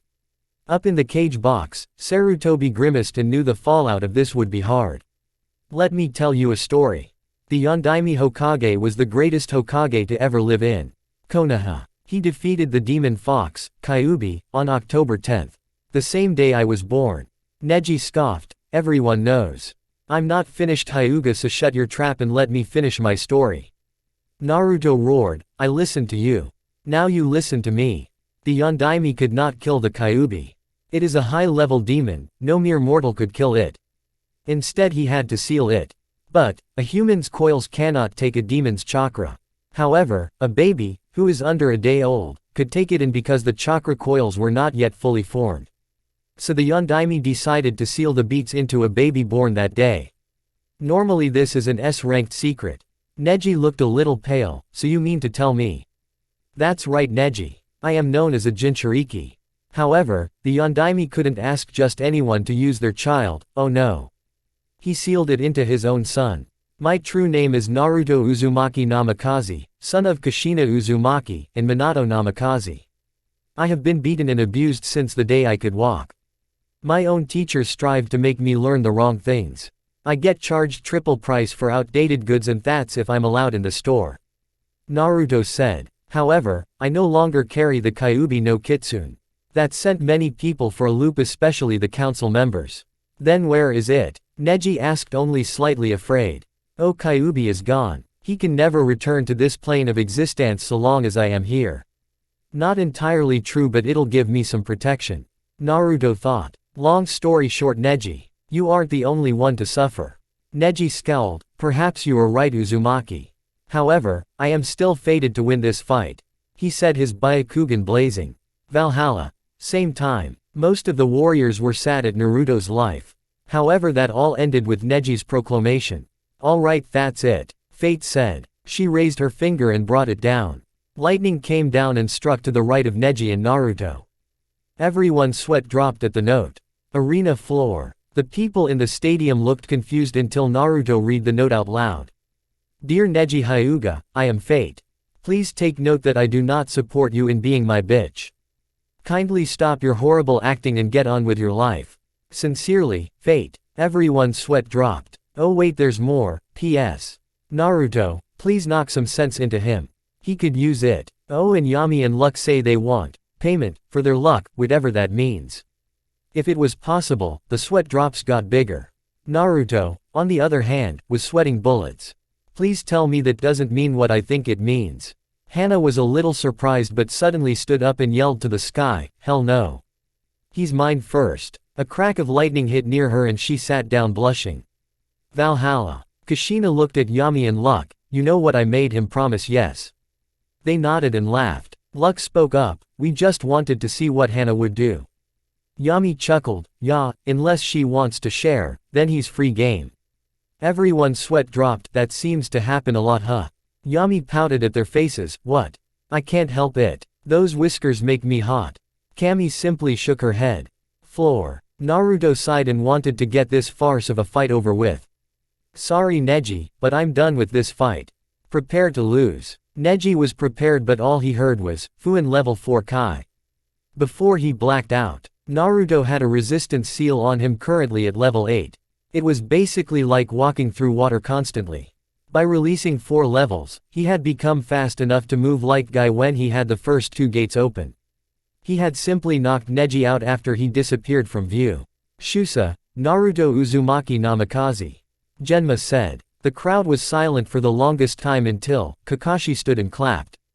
Hana would have but she had already embarrassed herself. Enough. Like a wave the applause crescendoed, it was defeating. Naruto smiled and waved happily. He spotted Hana and waved even more happily when she blew him a kiss. Sora and Sarutobi were smiling brightly seeing Naruto get so much recognition. As Naruto made his way up, Gaara and Shino were called to the fights. Shino, however, knew he could not win and instantly forfeited. His reasoning was, my companions shall not fight him, therefore I shall not fight him. He just might have earned a Chunin jacket for that. Kankuro and Sasuke were called and Kankuro promptly forfeited because he didn't want to show his abilities before the invasion. By now, the crowd was unruly. The first fight had been exciting. These were boring beyond all belief. When Temari and Shikamaru were called, Shikamaru was ready to quit but Naruto, accidentally, knocked him over the edge and into the arena. The fight, however, was interesting on an intellectual level. While, in the end, Shikamaru had won. He quit because he could no longer hold his jutsu long enough to win. While he certainly had the mind to be Chunin, he didn't have the body to do it. Cage box. The council had gathered and quickly went to the cage box. While most of the lower members stood on the stairs, the clan heads stood by Sora while the advisors and Danzo stood in front of the cage. The video feeds had been cut to the stands although the daimyos were still listening. Sarutobi. Why did you not tell us of Namikaze-san's heritage? Homura asked. Simple, you blabbed about Naruto having the Kyuubi in him. Why would you not blab about him being the son of Minato and bringing all of his enemies on us? Sarutobi replied coolly. There's no way that Demon Brat is the 4th son. One Satsumi Haruno screeched. Sora scowled, why are the civilians here anyways worm? This is a shinobi matter. According to the laws of your own village they have no say in such things. Satsumi was about to retort when the fire daimyo came over the video, indeed. In addition, why is the council bothering us when we should be watching 2 aspiring Chunins? Save it for afterwards. And Sarutobi. The aged Hokage looked at him. I want a full account before we are in front of the council along with a meeting with Naruto and any protectors he wishes to bring. Sarutobi nodded while the fire daimyo smirked as he saw the smile Sora was sporting. Toshiro. I'll be happy to accompany the hatchling when he attends if that pleases you. Sora said. Indeed Ryujin. It will be good to see you again. I am glad you accepted the special seat. Toshiro replied, Fire daimyo. Sora nodded his head and returned to the now ended fight as the council filed out. Floor. Luckily the fight between Shikamaru and Temari had taken about half an hour, so Naruto was charged and ready to go after Gaara. Naruto knew all about Shukaku, having been briefed on demons of all types. He had seen the fight between Lee and Gaara and knew about Gaara's armor, so all he had to do was either scare Shukaku, like Sora, or defeat him by blasting through his sand. He would see what Gaara wanted to do. Hopefully, it wouldn't be too damaging. Gaara grinned manically, Mother says you are strong. Not as strong as Big One, but you will spill much delicious blood for Mother. Naruto scowled, tell Mother, that she knows what's going on here and I doubt she can beat me. Gaara scowled and replied, we shall see Namikaze. Genma quickly shouted, first semi-final match. Naruto Uzumaki Namikaze vs. Sabaku no Gaara. Hajime. I know I said Gaara no sooner earlier SRY about this. Gaara started out by sending wave after wave of sand to chase Naruto all around the arena. Now Naruto had decreased his seal to stage 5. He could outrun Lee right now so he easily kept ahead of the sand. although it did not allow him time to use any of his techniques. Gaara knew that Naruto could hurt him with that Byakurai technique of his, and he was not going to give Naruto the chance. Too bad for Gaara. Kage Bunshin no Jutsu. Do I really need to? Suddenly there were 20 Narutos and they each sped off in a different direction. Only 3 got away, but that was enough. 3 shouts rang throughout the stadium in a triangle formation. Raryuden no Jutsu. Lightning Dragon Technique. 3 dragons of lightning charged the Jinchuriki, turning his sand into glass. At the last possible second the sand formed a dome and protected Gaara. For a moment, all was silent as the jutsus dissipated. Then, the glass came crumbling down and was quickly ground back into sand. The 2 Kage Bunshins were captured and destroyed while the real Naruto was on the run once again. Damn it, he can just break the glass down. Guess I have no choice but to use what Dad taught me. Naruto thought. Now I just gotta find his seal.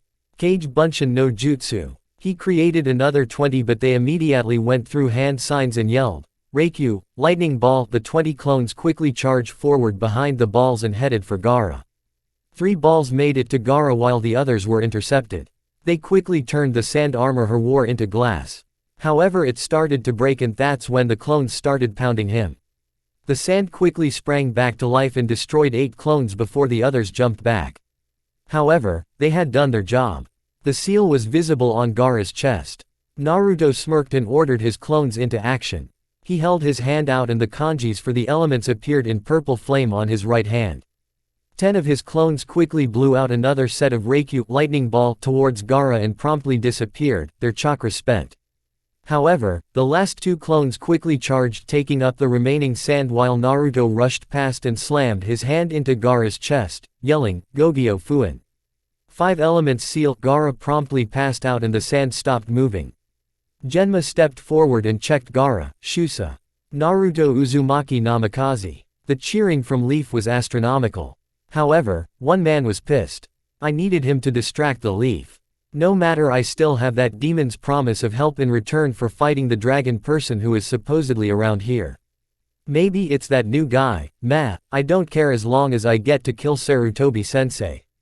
Orochimaru thought. The rookies were stunned at this turn of events. While beating Neji was one thing, beating this psychopath killer was another. Sasuke wanted to fight Naruto to see how far he had come. Sakura and Ino were both happy to cheer on Sasuke, although they did cheer for Naruto during his fights. Lee wanted to test himself as well.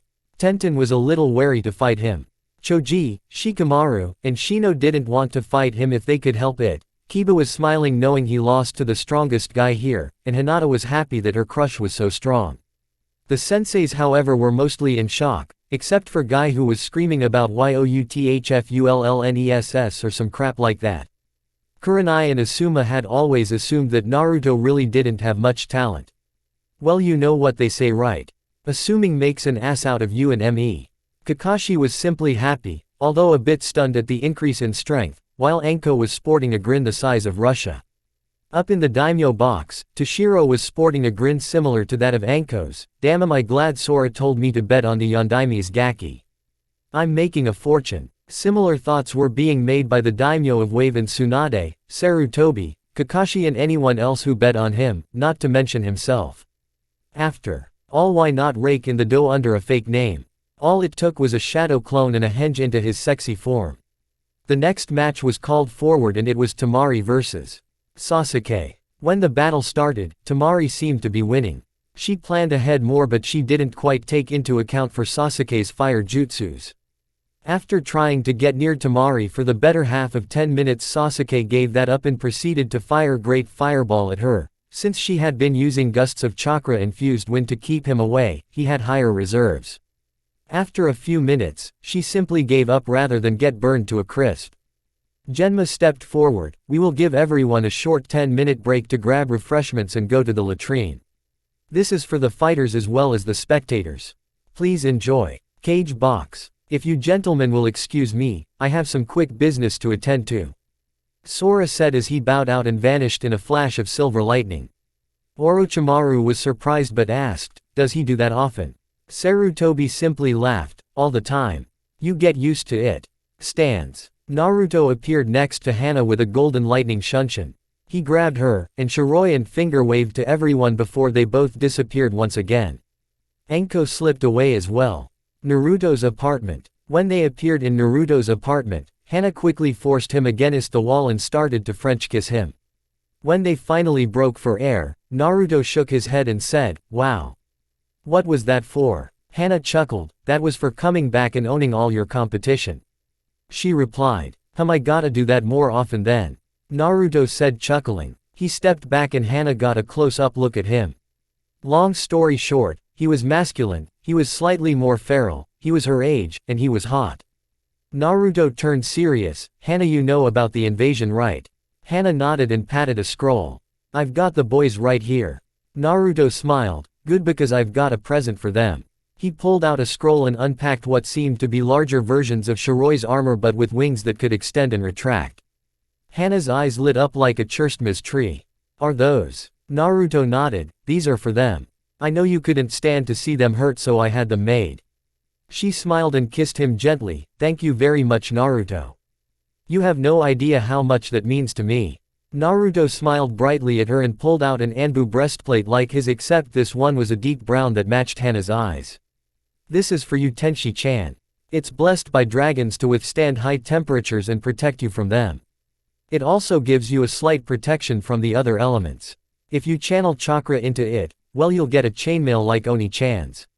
However, yours will be the same color as the armor with green leaves embroidered into it. It won't stop a direct strike, but anything glancing will bounce right off." "Nah, Naruto. That's amazing. Are you sure you can give it to me though?" Hana asked. Naruto sighed. "Yes, Tenshi-chan. This was made by a special friend of my dad's and the dragons wanted me to give it to you.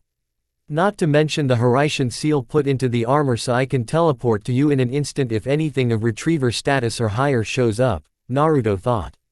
Hana smiled gently and took it before taking off her Chunin vest. Underneath she wore a plain dark green shirt. She donned the armor and was surprised at how light and supple it seemed. "Thank you again, Naruto," Hana said, smiling. Naruto shook his head. "It's no problem. Now let's head back, I have a fight to get to." Hana chuckled at her boyfriend, who seemed to gain a fire in his eyes at the idea of a fight. "Right. With Anko and Sora." Enko's apartment. Enko arrived and looked at Sora. "So is he here?" Sora sighed and nodded. "You want him, hun?" Enko seemed a bit surprised and asked, "I thought you didn't want me to fight him." Sora shook his head. "I don't, however, you are strong enough to take him. Just don't get cocky, and let me help you, okay?" He said more quietly at the end. Enko quickly wrapped her arms around her husband and smiled. "All right, Ryu-kun." Sora smiled and kissed her. "You know those two are probably making out right now, huh?" Enko chuckled. "Hell yeah, they are." The couple's laughter could be heard down the street. Stadium. Final round. The spectators and special guests had returned to their seats. The last Uchiha, and the newly proclaimed Namikaze, were facing off down in the arena. Sora had taken his place at the Sandame's side, however Anko had joined him. Naruto had told Hana he would fight beside her in the invasion. The Anbu and Junin were all tense, ready for the signal to start. Genma stepped onto the field and looked at the two opponents. Final match, Sasuke Uchiha and Naruto Uzumaki Namikaze. Hajime. Sasuke slid into his interceptor stance and activated his Sharingan. Naruto dropped into his own stance and smirked at Sasuke. "Well, you wanna get this started or shall I?" Sasuke smirked right back. "I don't need the advantage to fight you." "Bring it." He is not cocky. Kakashi has beat him down over the training period, however, he still has issues that will be hammered out. Naruto chuckled and replied, "Fine, you asked for it." He charged forward and the two settled into a deadly taijutsu dance. After 5 minutes, feathers started to fall and the people began to feel sleepy. An explosion in the cage box brought most people out of it. The invasion of sand and sound had come to Konoha. Chapter 10. Dragons Unleashed. The arena was silent for only a moment before the cage box exploded and 4 figures jumped from the smoke onto a nearby rooftop and were encased in a purple barrier. The Oto and Sand Shinobi that were supposed to be in the crowd went up in puffs of smoke. Apparently, Sora had decided to go ahead and remove the Oto Shinobi from the stands, whilst spreading the word that the cage was not really the cage but an imposter. Unfortunately, Naruto, Sasuke, and Genma were facing 10 Odo shinobi down on the floor. The shinobi in the crowd were ready to join the fight when Naruto smirked. Uchiha Sasuke. Come with us. Orochimaru-sama offers you power. The Junin among the group said. Sasuke simply growled and readied himself for an attack. Naruto brought his katana up to bear and held it straight out in front of him.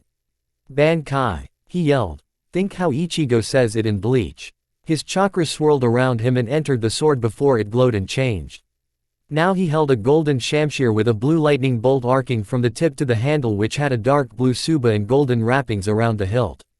He simply disappeared and then reappeared in front of the Junin, who was too shocked at his speed to move, and decapitated him.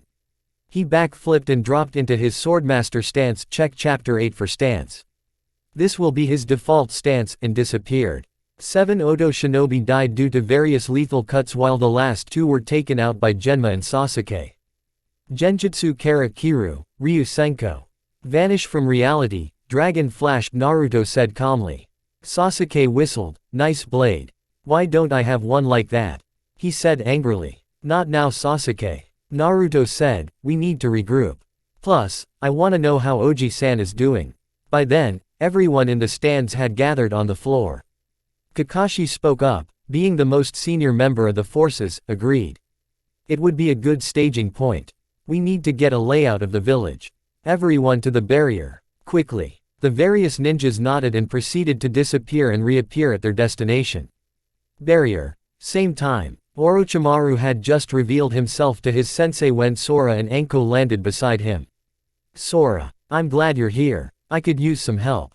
Sarutobi said before he looked at Anko and frowned. Anko, this is dangerous.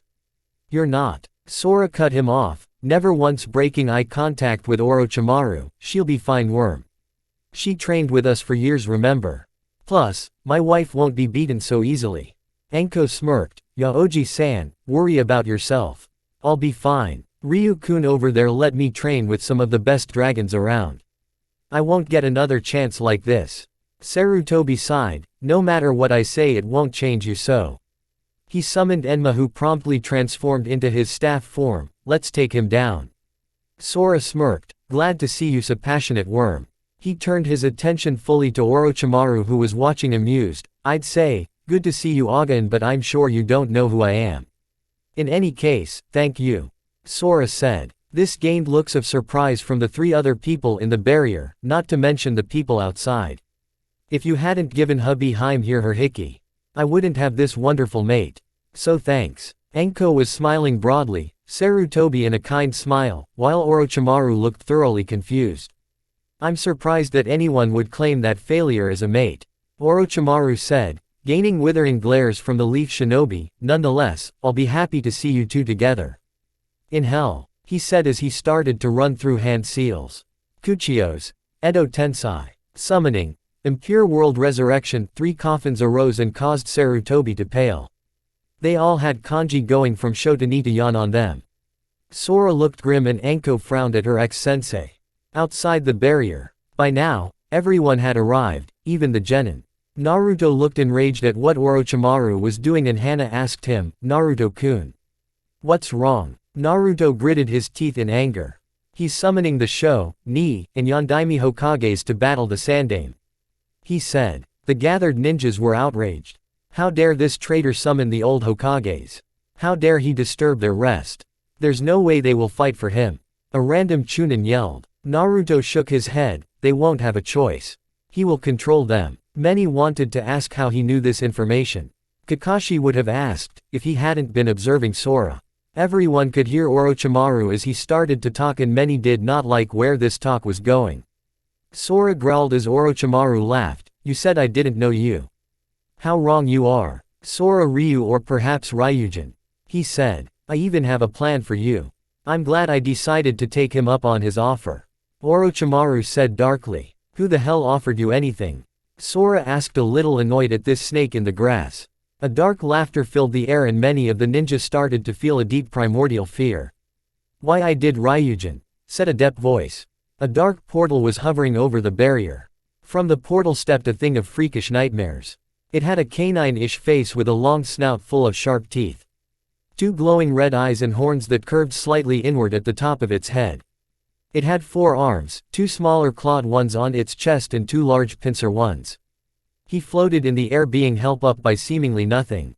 It's not every day I get the chance to become a legend and kill a student of the fabled dragon general. Sora's eyes narrowed. Who are you? Normally, I wouldn't care, but you have piqued my interest. The Glabrezu laughed maniacally. My name. Retsun. You cannot escape that barrier and I shall deal with your student myself. Sora and Anko shared a look that said, is this guy deluded or what? However, Sora decided to play the game. Really? And what would it take to get you to leave him alone?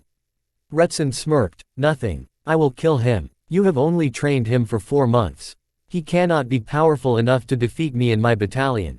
The ninja outside the barrier were shifting nervously, the attack seemingly forgotten at the moment.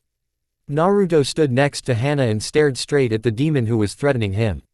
Hana was nervous and didn't know what to believe until Naruto put a hand on her shoulder and smiled. She smiled back and grabbed his hand.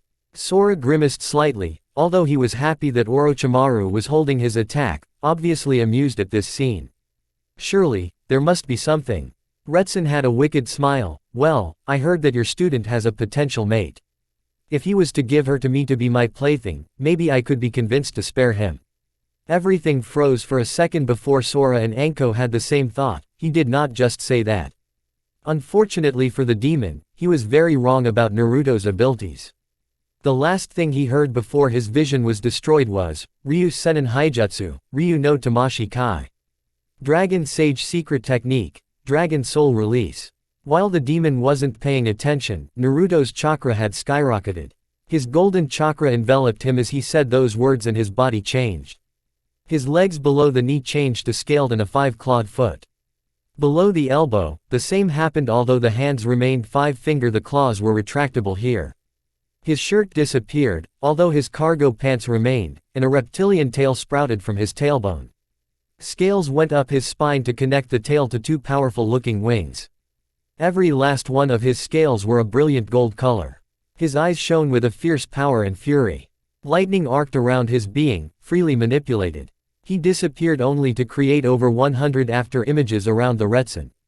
As Naruto landed, he calmly said, Ryujin no Senko. Flash of the dragon god. The demon promptly turned into a cloud of red mist. Only the more experienced members of Kenjutsu knew just how difficult it would be to hit someone that many times. Sora chuckled. He really shouldn't have said that. Anko barked out a laugh. No shit. And I thought you were protective. He turned the guy into mist for Christ's sake. Hana was a bit stunned. She hadn't even had time to make a retort before Naruto introduced the demon to oblivion. Surprisingly, his new form had sparked a very feral desire, and that display of strength practically demanded that she acknowledge him. She knew she needed something to quell her feral nature soon, or she may very well jump him. She looked to her right where he stood, his back turned to the Leaf Ninja. Little did she know that he was staring at the demons who were assembled behind the shinobi that were attacking the front gates. Inside the barrier, the coffin lids fell open, causing people to start to sweat a bit. From them, the Hokages of old were alive once again. The Sho and Nadaime were exchanging banter with Sarutobi while Minato stared sadly at Sora. So I have to fight you, do I? This won't be easy, Minato said. Sora simply sighed and nodded before getting ready to fight himself. He didn't want to, but he was the only one who could match the Yondaime inside the barrier. Orochimaru had enough and stabbed the 3 people with the tags to ensure their obedience to him. Sarutobi, you take the Sho and Nadaimes. I'll distract the Yondaime. Anko, take your ex-sensei. Sora said. The 2 others nodded and moved to engage. Outside the barrier, Kakashi decided to start barking out orders. Okay. Since there are demons, they will be our top priority. All genin are to report to the caves and help direct and protect the civilians. Chunin, report to designated defensive zones. Junin, aid in the frontline defense, and I will lead a specialized group against the demons. A random Chunin spoke up. How can we win? We are being attacked by 2 nations and demons. Naruto spoke before anyone else could answer. Will you leave your village to die? This is your home, is it not? Naruto looked over his right shoulder, his wing held down so they could all see his eye. This is my home. No matter who or what attacks it. I will not let it fall. Will you? Kakashi was smiling as was the majority of his friends. Hana was beaming with pride and the rest of the shinobi agreed with his words. Kakashi-sensei. Hana and myself will take the demons. Leave them to us. Both Kakashi and Hana seemed a bit surprised at this. Naruto, are you sure? He asked. Hana was silent but she looked at him questioningly. Yes, sensei. Naruto replied. Naruto, why do you want me to join you? Hana asked. Naruto smirked. If you wanna be close to me, Hana, you gotta learn how to deal with demons. Besides, do I need a reason to go tearing through enemies with a beautiful woman beside me? He asked. Hana grinned. No. But you do need a beautiful woman to keep from getting in over your head. She said before she jumped off. Race ya other slowpoke. Naruto's smirk turned into a million-watt grin before he disappeared in a yellow flash. Not Hiraishin, he's just that fast. Kakashi gawked for a second before shaking his head. New orders for Junin. Head to the front lines. No one gets into the city, understood? He said. One chorus of highs and blurring of ninjas later, Kakashi smiled before shining himself to the front lines. With Naruto and Hana, somewhere near the wall of Konoha. Hana had pulled ahead and summoned her companions in their armor. She smirked as she blew through a few weak Oto Chunin. Surprisingly, Suna seemed to have abandoned Oto. The Sandaime had planned on tricking Orochimaru into claiming Gaara as his son. Every Suna shinobi knew that the Cage would never do such a thing, after all Gaara was just a weapon. That coupled with the defeat of the Ikibi container had prompted a retreat order from the Suna higher-ups. The Sand Sibs were stuck in the hospital, however, and could not escape. Hana blasted through a few weak Oto shinobi only to come face to face with the battalion of Drex and Babao and 5 commanding Hezris. She landed and visibly gulped. That was a lot of enemies. The Heimaru triplets growled at the assembled demons. They just seemed to laugh it off as one of the Hezris spoke up. Well, it seems our commander has seen fit to send us a treat, boys. Hana growled, but a very familiar voice came from the trees to her left. I'd appreciate it if you stop eyeing my girl, demon. Although that still won't save you. Naruto said coolly just before he and Shiroi, in her armor, landed beside Hana. Hana smirked. What took you so long? I almost had to take these guys by myself. She said. Naruto shrugged. Well, a black cat crossed my path, so I. Hana groaned. Don't start taking after Kakasuki. She said playfully. The demons, however, were not amused. One of the Babos launched a fireball at the group of ninja and their companions. Naruto simply smirked before Shiroi jumped and flipped, smacking the fireball with her tail, and forced the fireball to incinerate the very demon it spawned from. Now that wasn't very nice. Naruto said. He turned to Hana and bowed mockingly. Would you like to start this, milady? Hana chuckled cutely and mock cutsied. It'd be your honor. Naruto chuckled back and quickly whispered in her ear. Her eyes lit up and she said, she chuckled again and nodded. Once before Naruto stepped slightly behind her. She quickly rushed the staggered demonic lines and yelled, Ryu Daitsuga. Dragon's great piercing fang. Suddenly the 205 demons found themselves on the wrong end of a very powerful assault. 6 whirlwinds of destruction were blazing through their ranks. 4 were using fire to enhance their attacks while the other 2 used wind and lightning respectively. Now, normally, a human cannot damage a demon higher than the basic foot soldiers. Even the foot soldiers have naturally tough skin and resistances. However, with the dragons blessing the armors, and subsequently the claws, of the non-dragon fighters, they were fighting at full damage.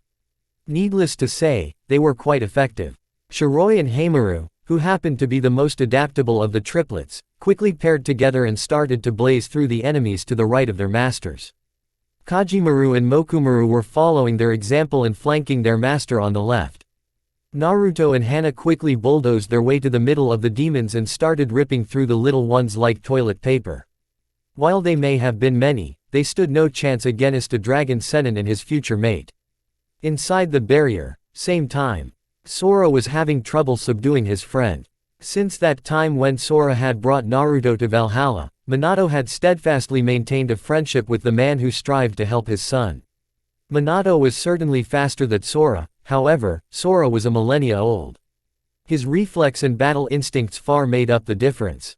Not to mention that every strike caused some sort of mortal damage. After Minato healed the second strike, Sora was annoyed. When he healed the 7th strike, which happened to be decapitation, Sora was pissed. He hated that his friend was being used like this. Even more so, why he had been summoned. He chanced a look at the other 2 fights whilst Minato reformed, he didn't know how to kill him anyways. Sarutobi was hard-pressed to fight both his old senseis at once. However, his training the past month had paid off immensely. He was able to get most of his skills back on par with his original skill level. Sadly, his stamina had taken a major hit with age as had his strength and speed. While it wasn't enough to get him killed, against 2 level shinobi it meant bad things. He could barely fend off their attacks long enough to get away, let alone get in an attack of his own.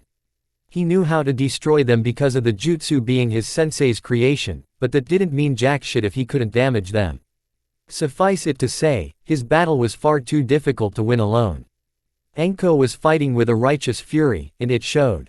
Every attack she launched, from her infamous Sanejishu hidden shadow snake hands, to her newly acquired Ryu Denka dragon charge, which allowed her to surround herself in her dragon chakra and charge straight through an attack while poisoning any animals that may be nearby, was precise and incredibly powerful. Orochimaru was having second thoughts about throwing her away. He was pushed to the brink of his abilities. Sora noticed that Minato would be back in about 20 seconds, so he decided to help out the old worm. Kuchiyos. Ryu Matsuda no Jutsu. Summoning.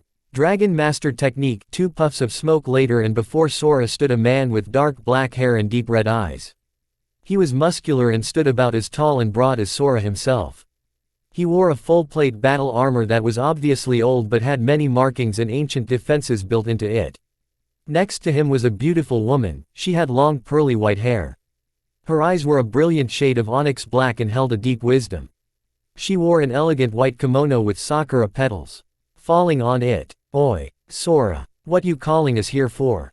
the man said. Sora bowed to them. "Sorry Ryukin-sama, Ryuka-sama. I ask that you help out the old worm over there. He is facing 2 of his old senseis and I do not have time to explain." The woman, Ryuka's, nodded and looked to her husband. "Dear." Lightning cracked and an Oni mask appeared behind her. "Do as he says." Ryukin was sweating bullets and nodded before responding, whatever you say, dear." He quickly dashed off to block an attack headed for Sarutobi. Sora chuckled and quickly hugged Ryuka's. "Thank you." She chuckled and leveled him with her gaze. "You have taken your duties seriously. Please don't fall again. I don't think the dragons could stand it." Sora smiled softly. "Thanks, Kaze. Don't worry. I won't let that happen again," he said, pumping his arm in the air like a certain blonde-haired shinobi used to do. She chuckled and curtsied slightly before rushing off to join her husband. Sora quickly returned his attention to the reformed Minato. "Now to deal with you," he said, rushing his friend. With Kakashi and the Junin. Kakashi and the other Junin had quickly dispatched the Oto shinobi within the walls. The fighting was heaviest along the west wall because of 2 snake summons that had broken through. Luckily, Jiraiya had summoned his own toads to counter and destroy them quickly. He took a brief break as the Konoha ninja pushed the Oto troops back. He turned his attention to the main gate where Naruto and Hana were fighting. It seemed that they were almost through. Asuma whistled. "Man, they made quick work of those demons, huh?" he said. Kurenai was shocked that they had destroyed almost 200 demons in less than half an hour. Guy smiled and did his nice guy pose and yelled, "Yosh!" Their flames of youth burned brightly, even against such unyoutHFUL opponents. "Hee, I love writing Guy. He's so funny." Kakashi smiled and said, "You say something, Guy." Guy scowled. "Curse you and your hip attitude, Kakashi." Kakashi chuckled and said, "I agree, Asuma. It must have something to do with Naruto's dragon techniques. They are making liberal use of Gatsuga and Byakurai as well." Ibiki had joined them and looked over to see Naruto and Hana decimate the last of the peons. "This should be an interesting fight. The Oto shinobi are in full retreat, so we can leave them to the others. Should we help them?" Kakashi shook his head. "Nah. We would only get in his way." Asuma looked at Kakashi. Surely he must be getting tired by now. "Besides, those are upper-class demons from what I can see." Kakashi sighed. "I was informed by the Sandaime about Naruto's training. Part of that training includes how to fight against demons of all kinds. Besides, human chakra is only, at best, half as effective on demons. Those particular ones, from their obvious stance and build, could probably crush a house with one punch. Naruto has the most experience and it's obvious he's been trained to fight them. Let him deal with this. Ibiki eyed Kakashi for a moment before nodding. I agree. Enko told me she was leaving with him and informed me that she would be specializing in fighting demons. If anyone can beat them, it's that Gaki there. Ibiki motioned to a hidden Anbu and whispered something into his ear before the Anbu shinned away.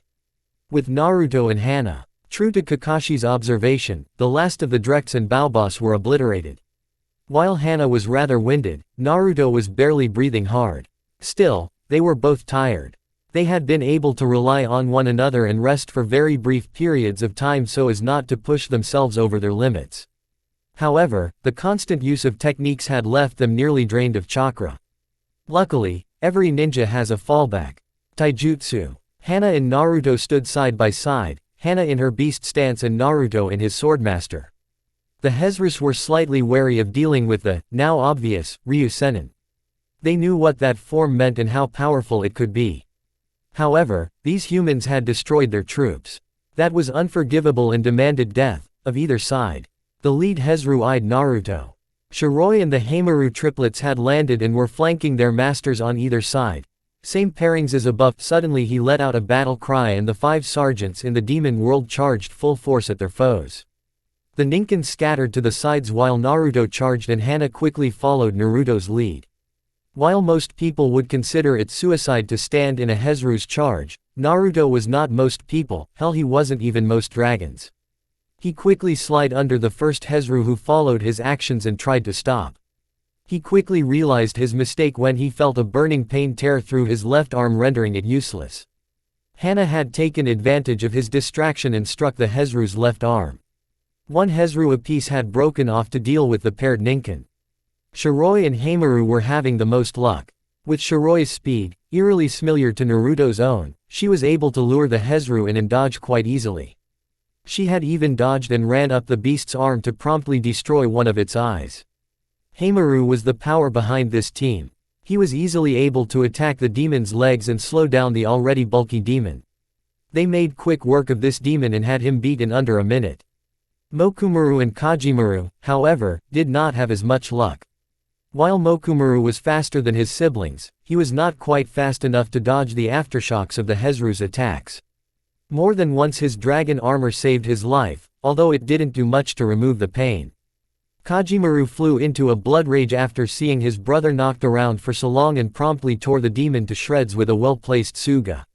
He whimpered afterwards at the effect it had on his body and quickly joined his brother in waiting on the sidelines and for medical assistance from their master. Naruto and Hana were faring very well. Following their distraction on the original Hezru, Naruto had been able to slice one of the remaining 3 in half whilst Hana held off its brethren. The remaining 2 Hezru were now very wary of their opponents. It was obvious they were blessed by the dragons and they could easily ignore the demon's strengths. The lead Hezru whispered something to the other that the 2 humans couldn't hear. Naruto glanced at Hana out of the corner of his eye. He knew she wasn't used to this and she was probably dead tired. His attention returned fully to the demons as they charged once more. Naruto decided to opt for a defensive counter this time and held his ground while Hana stood to his left. At the last moment, the wounded Hezru brought his left arm to bear and smacked Hana into a nearby tree with enough force to dead it. Naruto quickly dodged the slipshot attack and watched as Hana sailed through the air.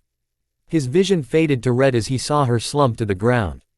Now, few things could anger Naruto when he was in Valhalla. Insulting his parents or family was one and calling him weak was another. One man had made a comment about Hana. Well, he awoke at the end of the day only to be destroyed for the subsequent 20 days afterwards the second he stepped on the field. Naruto took his swordmaster stance and disappeared once again. His body was already pushed to its limits but he didn't care at the moment. He reappeared with his sword dispersing into a swarm of golden light.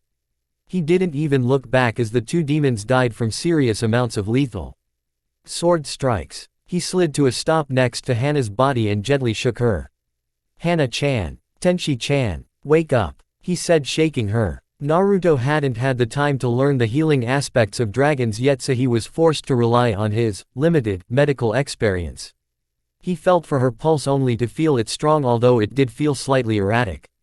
He was about to pick her up with a hand on his shoulder stopped him. Naruto looked up to see a big-breasted, that's understating it, woman with 2 blonde pigtails. If I gotta explain, Tsunade, I'm gonna murder someone, relax Gaki. I'll take it from here. Go get yourself checked out with Shizune over there, she said, pointing to a black-haired woman in a kimono. Naruto nodded hesitantly before sparing a glance at the injured Hana. Shizune quickly rushed over to him and ran a diagnostic justu. She was surprised to find only slight bruising and some overusage of muscles aside from slight chakra exhaustion. Some veterinarians were checking over the Ninken and one was doing some advanced work on Mokumaru.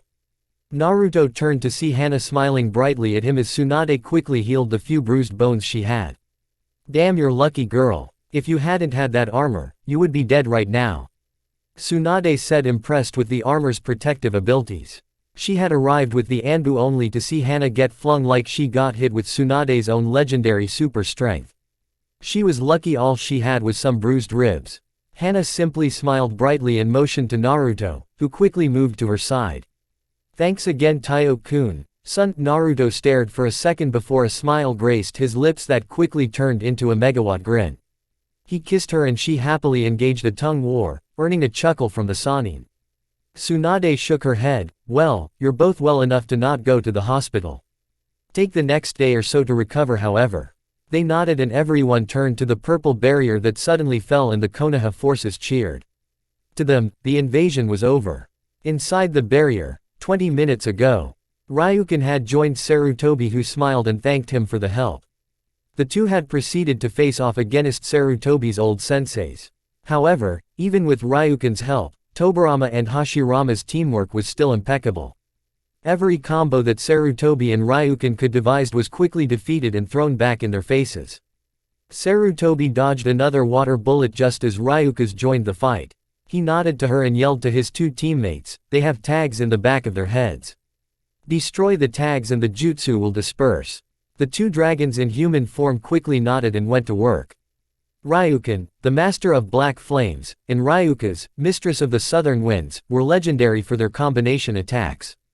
Only Pit Fiends and Ryujin himself had survived their combinations. They quickly motioned to Sarutobi to aim for the tags and started one of their strongest combinations. Kurai Karyu Enden no Jutsu. Dark Fire Dragon Technique sounded from Ryukin whilst Ryuka's announced, Minamika's Barisutaringu no Jutsu. Blistering Southern Wind Technique. They combined to form a pure black dragon twice the size of a regular jutsu with white flames randomly offshooting from the technique. The cage's eyes widened. Hashirama quickly formed a double-layered Mokuden shield and Tobirama yelled out, Daisuinjinheki no Jutsu. Great Water Wall Technique. A powerful wall of water rose, barely slowing the powerful fire technique before it slammed down into the Mokuden walls. Sarutobi had quickly moved to the side of his old teachers and watched as the technique did its work. These dragons were obviously as powerful as a cage in their own rights. He saw his chance to destroy the previous cages and took it. He launched his own Karyu Enden against them and promptly incinerated their bodies, tags included. He sighed and relaxed against one of the many trees now adorning the rooftop. They had won and the two dragons nodded to one another before shooting off to inform Sora of this win. With Sora was thoroughly pissed. No matter what he hit Minato with, he simply reformed. He was through playing around. He stood still and crossed his blade in front of himself. Bankai, Sora o Shihai Suru, Ryujin. He said calmly. Final release, rule the skies above, Dragon God. His silver chakra flowed down his arms and into his blades. They changed slightly into two magnificent Eastern-style scimitars. They shone with silver but had golden lightning bolts arcing across the blades themselves. The guards were dragon heads that seemed to flow into the blade while the hilt was covered in a golden wrapping. He quickly made some Kage Bunshin who nodded and went on the assault. Minato was hard-pressed against 8 Soras. Unfortunately he was able to destroy half of them before Ryukin and Ryuka's showed up behind the original. Sora. There's a tag in his head, destroy it and the jutsu will end. We helped the old worm finish off his opponents. Ryuka's said. Sora nodded, that's fine. You are dismissed. Thank you for your assistance. They nodded before disappearing in a cloud of smoke. Sora quickly sent a mental command to his clones. 3 continued to attack while 1 started to run around the battlefield, seemingly at random. 1 more close was dispersed before Sora looked sadly at his friend. The 2 left fighting him quickly grabbed him and held him in place. Sorry Minato. This is the end. Su and Soryuha. Twin Dragon Strike. He brought his left sword down from its raised position to destroy Minato. Minato quit struggling and quickly Hiraishined away. Sora quickly brought down his right and sent the second stream of concentrated dragon chakra at him. Minato was surprised to find a clone at the end of his jutsu and was caught unaware as the dragon slammed into his back, obliterating his body. Sora sighed. He was glad that he had that clone gather all of Minato's kunais. As he looked up however, he was not happy with who was here. With Anko and Orochimaru. Orochimaru and Anko were evenly matched as they had been throughout all of this fight. Every ability Orochimaru sent at Anko, she quickly and efficiently countered with some type of snake or dragon attack. Anko had trained extensively with the Shadow Core, and, while she wasn't as strong as her mate, she made up for it by being cunning and semi-unpredictable. She, however, did not have a weapon like Sora and Naruto. Since she was a dragon by mating, she did not have the necessary soul strength to manifest one. After her initial charge, she quickly turned it into a taijutsu fight with some supporting ninjutsus in the mix. It did not take her long to realize that Orochimaru, while no slouch in taijutsu, only held her back because of his vast ninjutsu knowledge. Still, she could not land a vital or fatal blow. Orochimaru was in the same boat. He could not land a decisive blow on Anko. He was annoyed with Sarutobi and that Ryujin. First off, Ryujin could fight the Yondaime. There goes the strongest ally he had. Secondly, he could not hurt his former apprentice and he had a sneaking suspicion that Ryujin had a hand in that. Thirdly, he summons 2 humans who proceed to overpower the first 2 cages, thus enabling Sarutobi to destroy them. Lastly, he pulls some Kakamami attack that obliterates the Yondaime. What the fuck? Sora and Sarutobi were racing to aid Anko and Orochimaru was preparing to retreat when a deathly cold voice echoed across the rooftop. Who the hell dares to take what I have claimed? The voice said as a horned human beast thing with a tanto in its mouth appeared behind the, now visible, soul of the Yondaime Hokage. Orochimaru, Anko, and Sarutobi all paled. The Anbu and the Sound Four were sweating in fear at this being. This was the Shinigami, the god of death. Sora sighed. Orochimaru did Shinny-chan. He used that forbidden summoning of the second Hokage to summon all 3 of the old Hokages. I had planned on giving his soul to you, but would you like the honors? Sora asked. The Shinigami narrowed her eyes at Sora, but then smiled gleefully. Indeed, this is one of the souls needed for your deal, Sora. Besides that, I'm going to enjoy taking him to his rightful place. Orochimaru was paling even further. Again, is that even possible? Anko, however, was not happy. Wait a minute. I don't care who you are, his hide is mine, she said angrily. The Shinigami looked at her, then back at Sora, then back at her and proceeded to laugh loudly. Anko's anger seemed to return tenfold. Oi!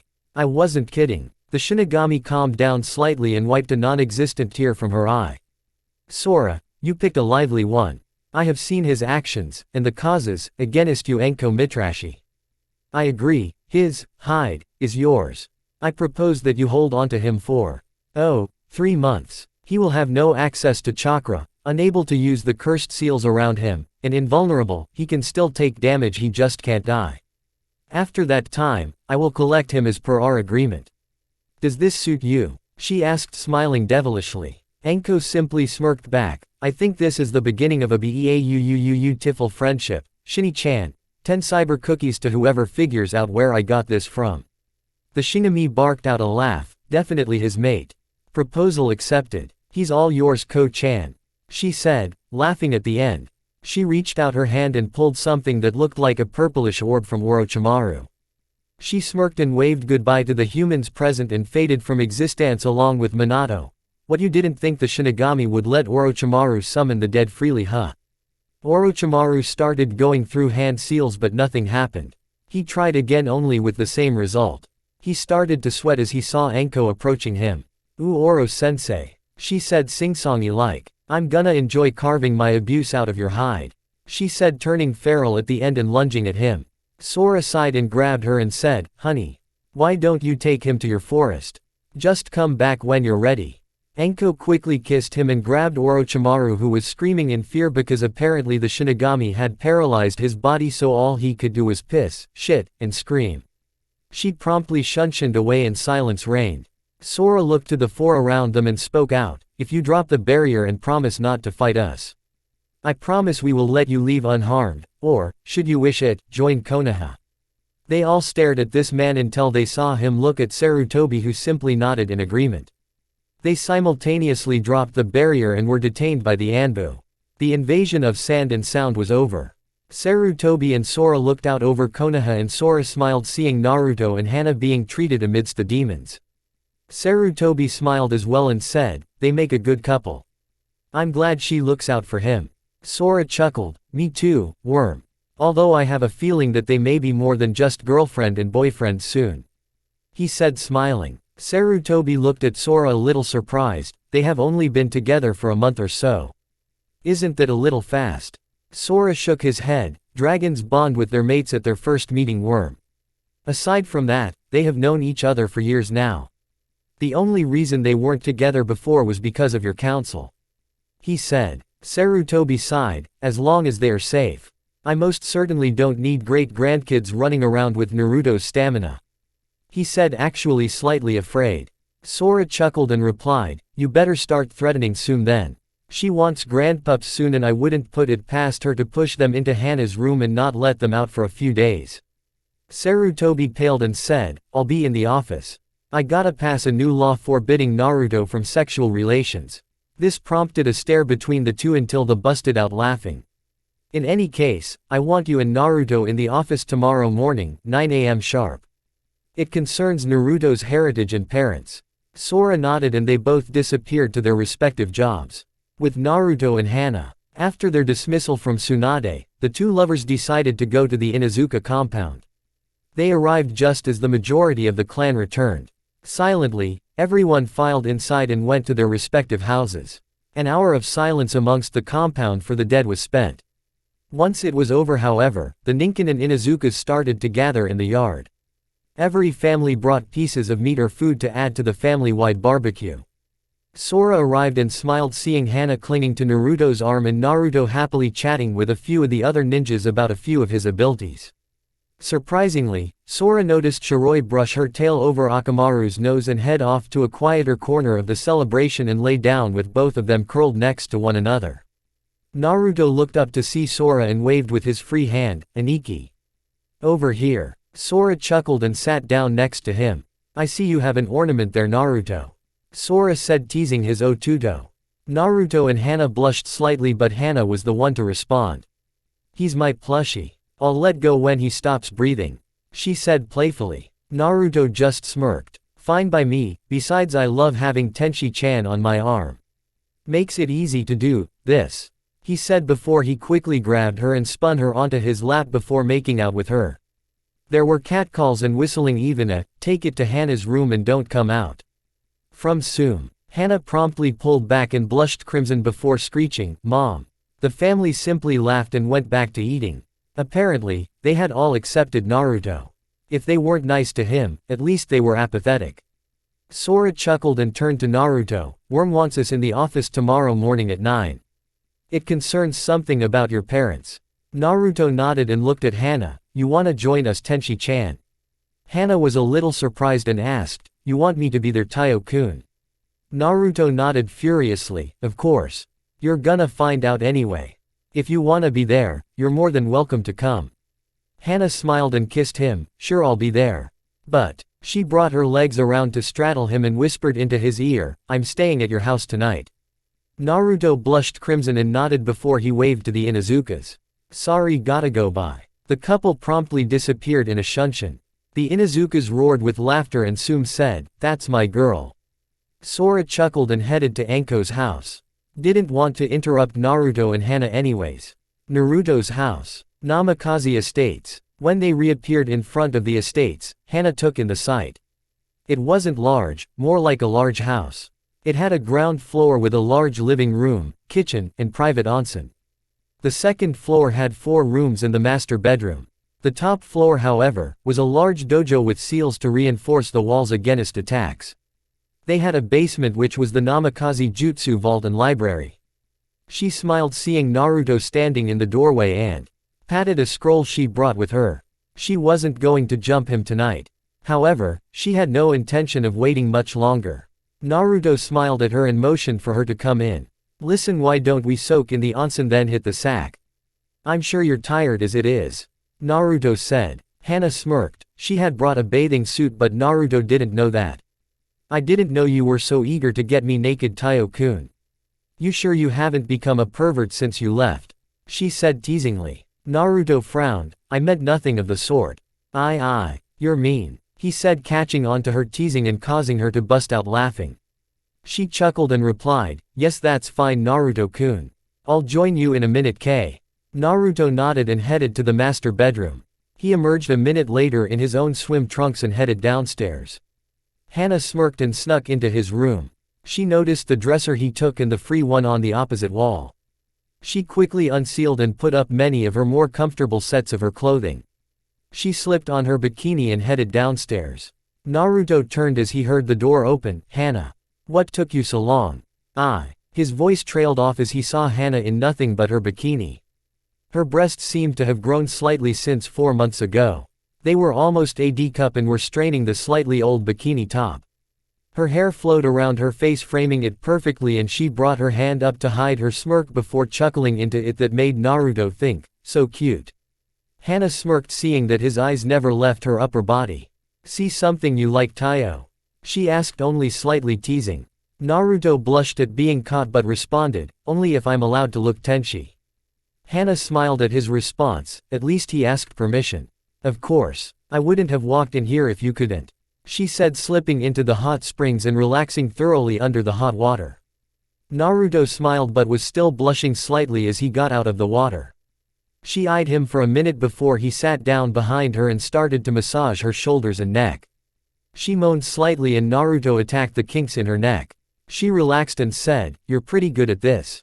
You had experience before. Naruto shook his head. Nah. I just keep gently kneading the muscles until they relax. My mom seemed to like it.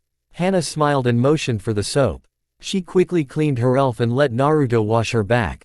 They exited the onsen and went into the master bedroom. Naruto grabbed some clothes and went into the bathroom there. Hana smirked and opened her drawer. She pulled out a silky black lace two-piece lingerie. She quickly dried off and slipped the two-piece on before laying on the bed. She propped herself up on her side and crossed her legs so he would barely be able to see her nether regions, although he would get an eyeful of her legs. Naruto stepped out of the bathroom, not expecting a hot Hana Inuzuka to be occupying his bed. He froze and his eyes started at her feet. Her body wasn't free of scars, but the few she did have, did nothing to take away from her beauty. His eyes traveled up her slender, well-toned legs to the dark area where they connected and he gulped. Up the thin stomach to her impressive bust and onto her beautiful face that held a sexy smirk. While I love seeing you appreciate what I've got, Hana said, snapping Naruto out of his gaze, I'm rather tired and I want my plushie. She said, slightly childish, before putting a finger to her mouth. Naruto blushed crimson and nodded dumbly before joining her. He quickly laid down and turned so his back was pressed against her body and she wrapped her arm around his waist and neck. Night, Taiyo-kun, Hana said before kissing him on the cheek and snuggling under the blankets with him. Naruto's smile threatened to split his face when he responded with a quiet, night, Tenchi-chan. Before he snuggled down and fell asleep.